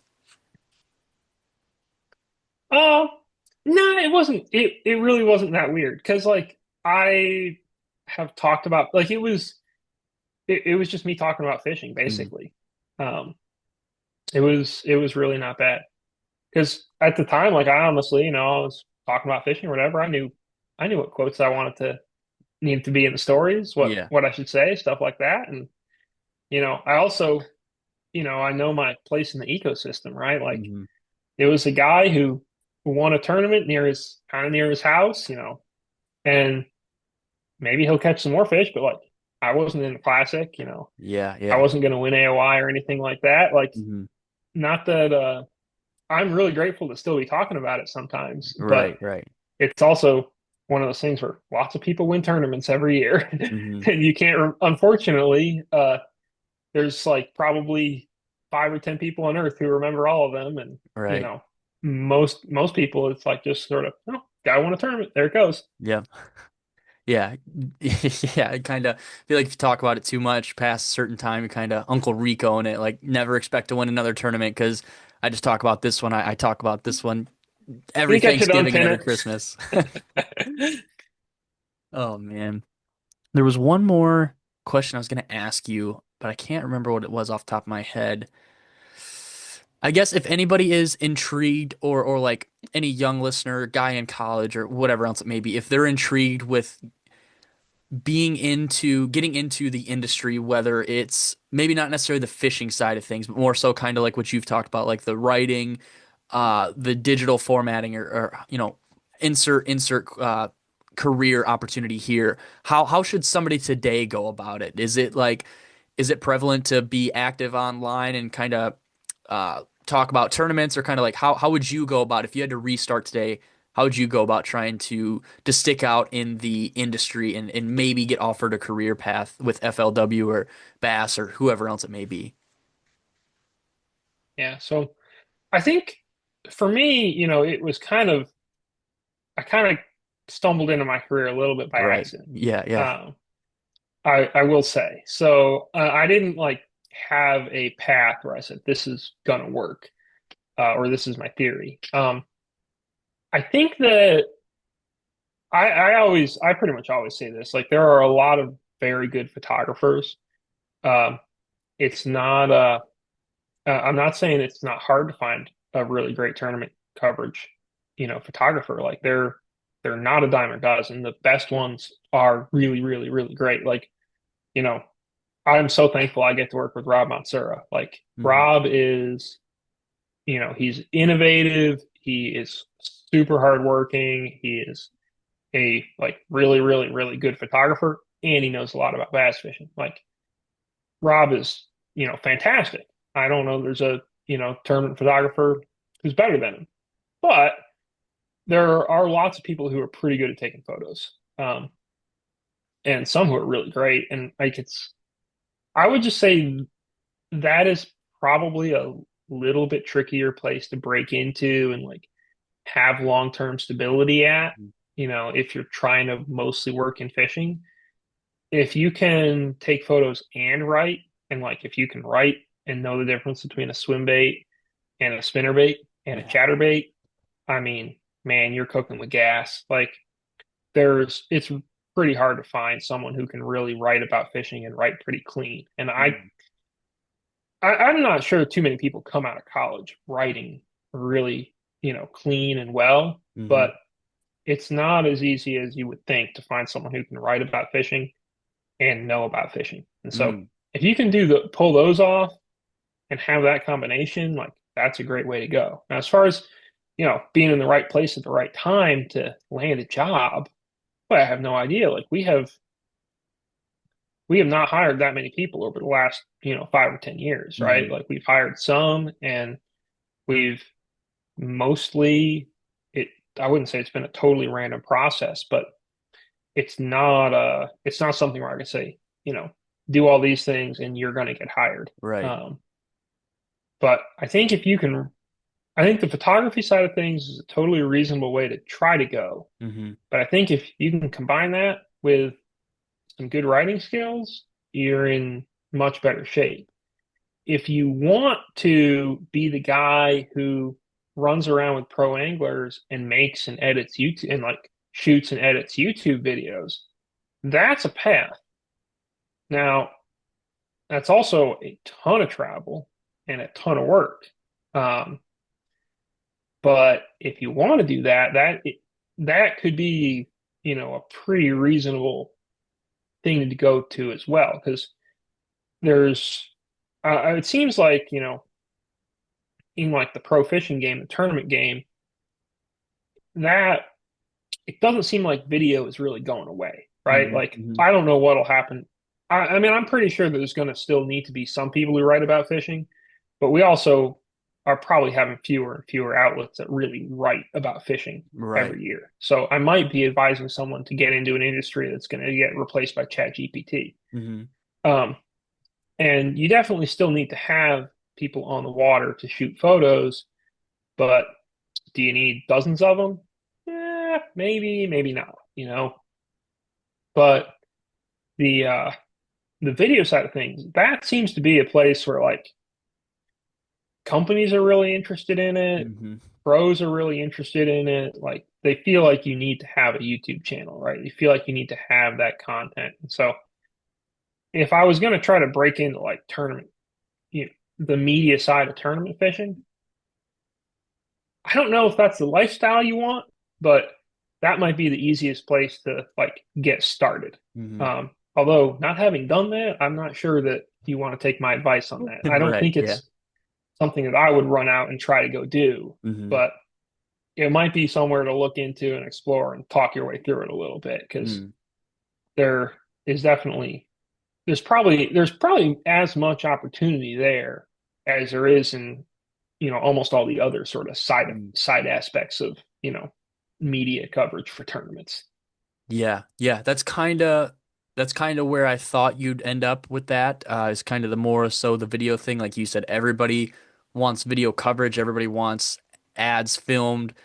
These tournament guys want sponsored videos so they can send them to they meet their quota of content they have to reach for, whoever AFCO or whoever they're working for. So it's a high Yep. demand thing, but also kind of much like the photography thing. There's a lot of guys who do video, but there's not a lot of guys who do video great or to the point or to the drum of what these professional anglers want to cash a check to or do the salary a year for YouTube, all these sponsorship things and all this stuff. But like you said, there's going to be a lot of opportunities. I guarantee that the tournament fishing scene continues to grow, and as more and more anglers turn pro, more and more are going to need to hire camera guys or hire media guys to conduct the media side of things if they're not into that themselves. And I figured, like I said, I thought that's where you're going to go with that, and I'm glad I asked that because maybe there is somebody in here listening who is a really good writer and they're aspiring to be a writer, and they're like, oh man, if I can learn the camera a little bit better, what kind of doors are going to open up for me with a couple of these hobbies or interests that I have if I can find the right place for that. So I really appreciate that, dude. The last big Yeah. question I And have for you. the other thing Nope, I would say, nope, let nope. me let me say Yeah. one more thing on that is I do think it's valuable to, if you want to do it, hmm just do it, right? hmm Like if you want to show up to a tournament and take photos, show up and take photos. Like it's no one is gonna, at least at our tournaments, none of us, we're not gonna run you off. If you're like, Yeah. I want to take photos, maybe we'll use them. Probably I'll be like, man, if you want to, you can, but I can't pay you. Yeah. Yeah. I'll probably tell you like, and I don't know that I'd work for free, but feel free to come. I don't think Bassmaster is going to run you off if you want to go there. Uh, so like, I think that if you want to write about fishing, I don't even know if blogs are out there anymore, but you should probably start writing about fishing. Hmm.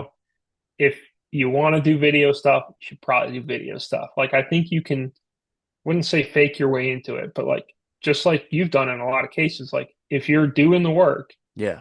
it is going to open some doors. It's going to provide an avenue that you didn't otherwise have. Hmm. And so I think that that's probably one big thing is like, not that I think that my experience where I got hired out of college and like I was doing some writing, and I guess that's maybe the difference right there is that I was doing some writing, right? Like I had stuff happening. Maybe that I think that having, something you can look on that's not a like a high school football story for your college paper or something that is not really that good. Like, and that's probably a mean example, but you know, I think if you can have something in the era or in the area, like you've got a leg up. Yeah, yeah.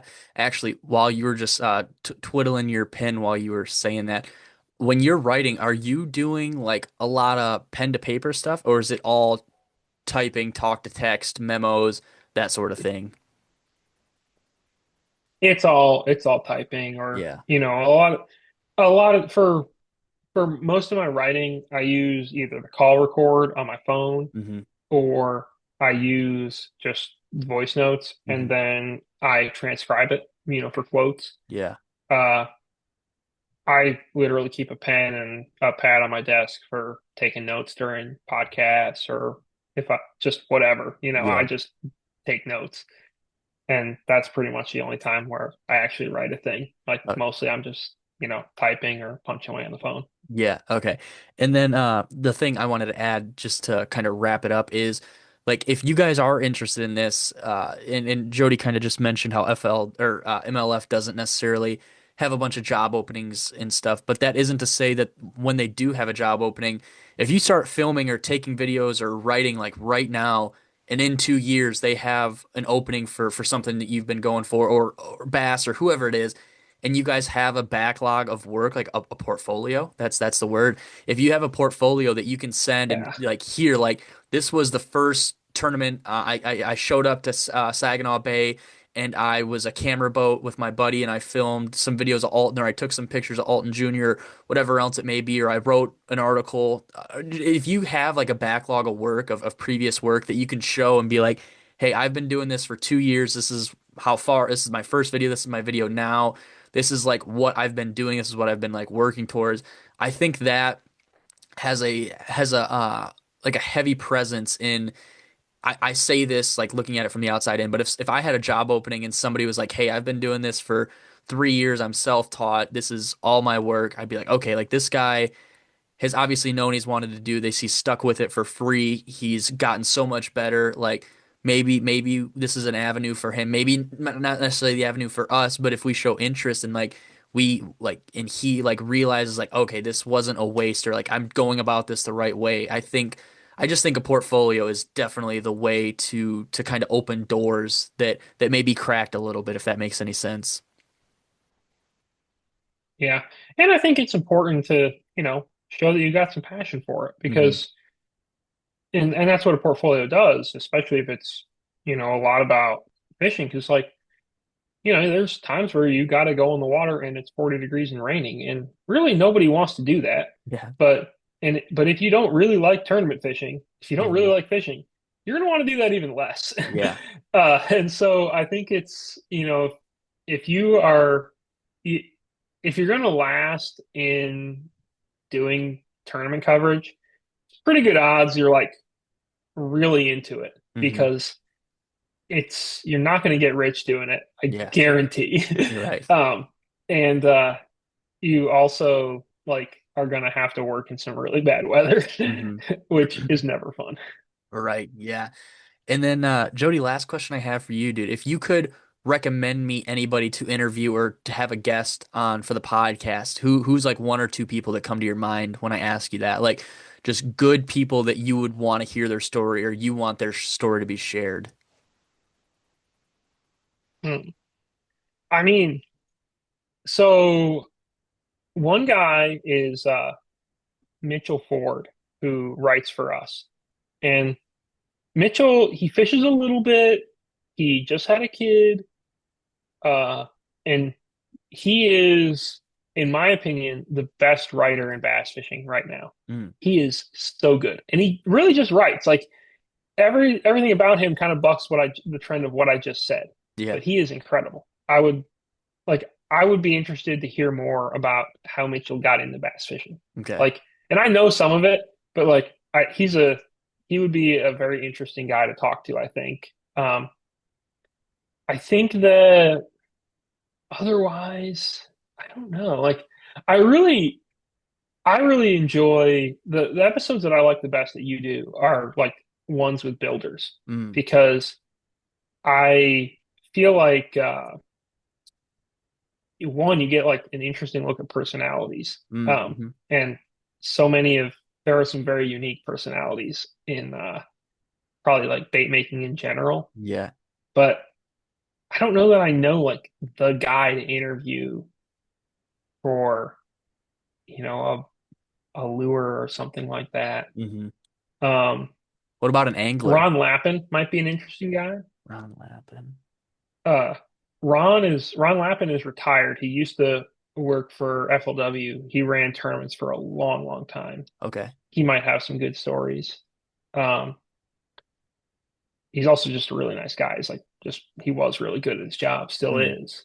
Um, an angler, I'm a real sucker for a Drew Gill interview. I'm okay. sure though it's not hard to find a Drew Gill interview, you know.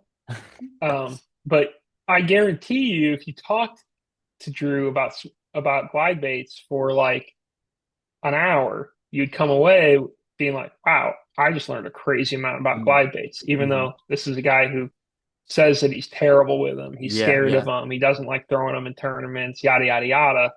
Like he's a Nico guy. Sure, you can learn from. He's incredible. Like I'm a big Drew. I love a Drew Gill interview. Okay. Um, and he's not hard to get on the phone. I I would say that I would some of these college guys, the Mm. younger guys, especially Banks Shaw, like we Oh haven't yeah, I really know. had, Yeah. I would say, the definitive Banks Shaw interview yet. Like Mm, Banks is a little bit guarded. He's, you know, takes his time getting to know somebody, hmm. talking about stuff. And like he's a little bit of a hard guy to interview. Like he Mm. sometimes if you leave it, if it's a yes or no answer, a lot of times, Yeah. yes or no. Yeah. He'll leave it at that. Um, but at the same time, boy, if you got the definitive Banks Shaw interview, I'd love to listen to that Mm, because okay. that guy's mind is he's got stuff in there, man. He knows stuff about bass fishing. Um, whether he's going to say it all on a podcast, I don't know. Whether it's going to sound necessarily all that awesome, I Yeah. don't know. But I mean, man, he caught the crap out of him this year. He had an Mm. awesome season.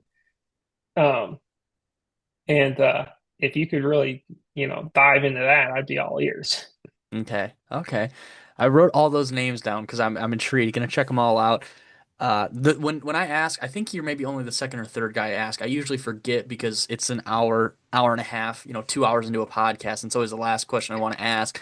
But Yep. I do write these names down, and I do some lurking, I do some checking to see who these guys are, and if if I if I should interview, not if I should, but how I go about an interview and that sort of thing too. So when you guys are listening to this, maybe in a couple weeks, I'll have some of these guys on, or from previous or future episodes. I'm always trying to ask the guests this because the people that you guys want to listen to are obviously the people that I want to interview, and I feel like those are people who are interesting and maybe I'm not necessarily in the flow of tournament fishing or even like the whole bass fishing industry as a whole.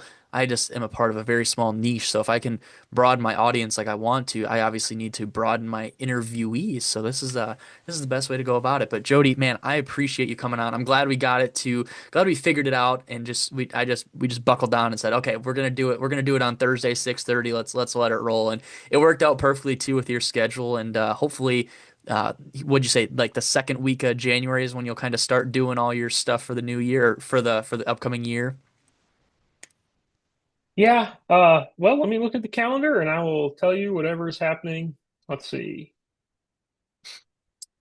I am not gonna, man, I got like a lot of January. We've got a BPT third week of January. And Mm. so I'll have to be like sort of on hand for that. But I mean, by and large, I'm kind of looks like January is going to be a cushy month for me. So maybe I'll have to take up skiing or something like that because I feel like it's been cold enough this year where I don't know that I'm going to be doing a lot of fishing in January. Right. Do you have any events up here in like the upper Midwest? Maybe I'll come down there. We could do an in-person interview or something if you're around the area, I should say. I would be super down. I would say the closest I'll get is probably Lake of the Ozarks, and Okay. that even that I will have to see how the schedule falls, Okay. Well, we'll keep in which is touch. We'll sort of see around what there, but I happens. wouldn't say it's close. Right. Yeah. Yeah. Yeah. No, that's a really cool area. I've only ever driven through it.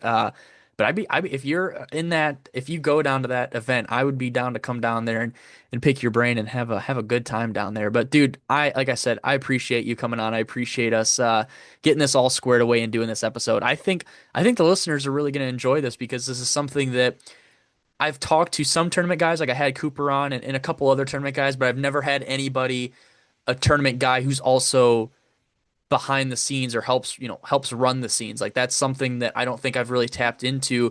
I know quite a few you guys, but I've never like done a formal interview like this. It's always been phone calls or DMs or Instagram that I talk through a majority of these guys. So I really appreciate you being my little guinea pig for how I want to go about interviewing these guys who kind of know the tournament scene obviously way more in depth than I do and maybe what a lot of the listeners know too. Well, Adrian, it's a pleasure to be on, and I am going to try to redouble some of my podcast listening. I know I will have to on airplanes in the coming year, and I will definitely be listening to yours. Heck yeah. Well, I know you mentioned you weren't necessarily a huge fan of the magazine, but maybe I'll send you a couple magazines you can thumb through, give you some physical content you can read while you're up in the air, maybe sitting on the crap or give you I'll do something to some do. thumbing. I I like the magazine was a very cool idea. I needed one more round of editing. I just Nah. was like, there were just some times where I was like, oh man, I need it a little bit better. Hmm. It was a great man. Like it was very cool. And are you still, you're still making them, right? Or not? Dude, so yeah, I guess Yes or I'm no, going or to kind of put me on the spot here. Yeah, I'm going to, but this sorry. new job with these new You hours got and this. stuff, it's like it's a lot. There's a lot going on. I already have this one drafted up and I already have a lot of it figured out and I've made some changes to make it cheaper not only on my end but also the consumer end. They'll be like half the price, be It was a very slightly high quality magazine. yeah, Yeah. that was the nice thing about it, but man, they were freaking expensive. Like I know $25 was a big ask for a magazine and it's cool, but like you said, there was always a lot that got dude, I mean, if I clocked how many hours I spent into it, and I always felt bad because guys would correct everything, and I'd be skimming through it, and I'd be like, "There's still stuff that I caught, but like this has to leave like tomorrow, like this has to get emailed in tomorrow." So it's like Yeah. it's a thing where there's way too many chickens in the coop. You know, you need like a core group of guys who are writing articles, doing interviews that can kind of conduct their own writing and stuff. But you know, I would never turn down somebody who wants to get in the magazine. If their writing's good or bad, I'll try to help you guys best I can. But whatever you guys send me, that's like we can bump it up 25% and it's going out because there's some there's some deadlines we have to meet, unfortunately. Yeah. It's doing a magazine is really hard, dude. And I never like it was never really my job Mm, when I was working for, you know, back when we had a magazine, hmm. which I'm glad that it never really was my job. Yeah. But even with multiple layers of people, like Hmm. editing and going through Yeah. everything. Um, and like guys who, Kurt used to do it for a long time, and like Kurt is one of the cleanest, best writers like I know. Hmm. Uh, every once in a while, like something would get through, Yeah. and when you're trying, like the fact that you did is a magazine and it was as good as it was is like really incredible.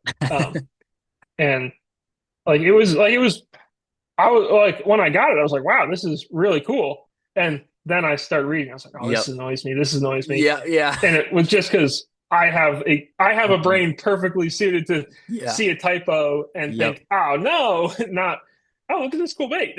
Yeah, yeah. And the big thing is like it looks good when you look at it like on your computer, then you print it out and like, oh, there's not a period here, or this isn't capitalized, or oh, this is capitalized and it shouldn't be, or there's quotations here and there shouldn't be like it just it's like highlighted when it's printed out on paper. And that's the one thing that's the one I enjoy doing it, but that's the one thing I could never get behind is no matter how good I thought it was, it would come back to me in physical form and not nearly to the extent of you, but I would catch things and I'd be like, "Oh my gosh, like I cannot believe that I didn't catch this or Yeah. this and that and the other." But it was like, you know what? This is a self it's I say it's a magazine. It's definitely a zine. It's definitely an unpublished passion project that everybody kind of adds to. So I can never be upset because it's a cool thing and people enjoy it and that makes me happy. But yeah, it's still a thing. We're gonna hopefully launch one at the beginning of 2026 and then figure out a kind of a workflow from there. It's gonna be a little bit smaller, a little bit shorter,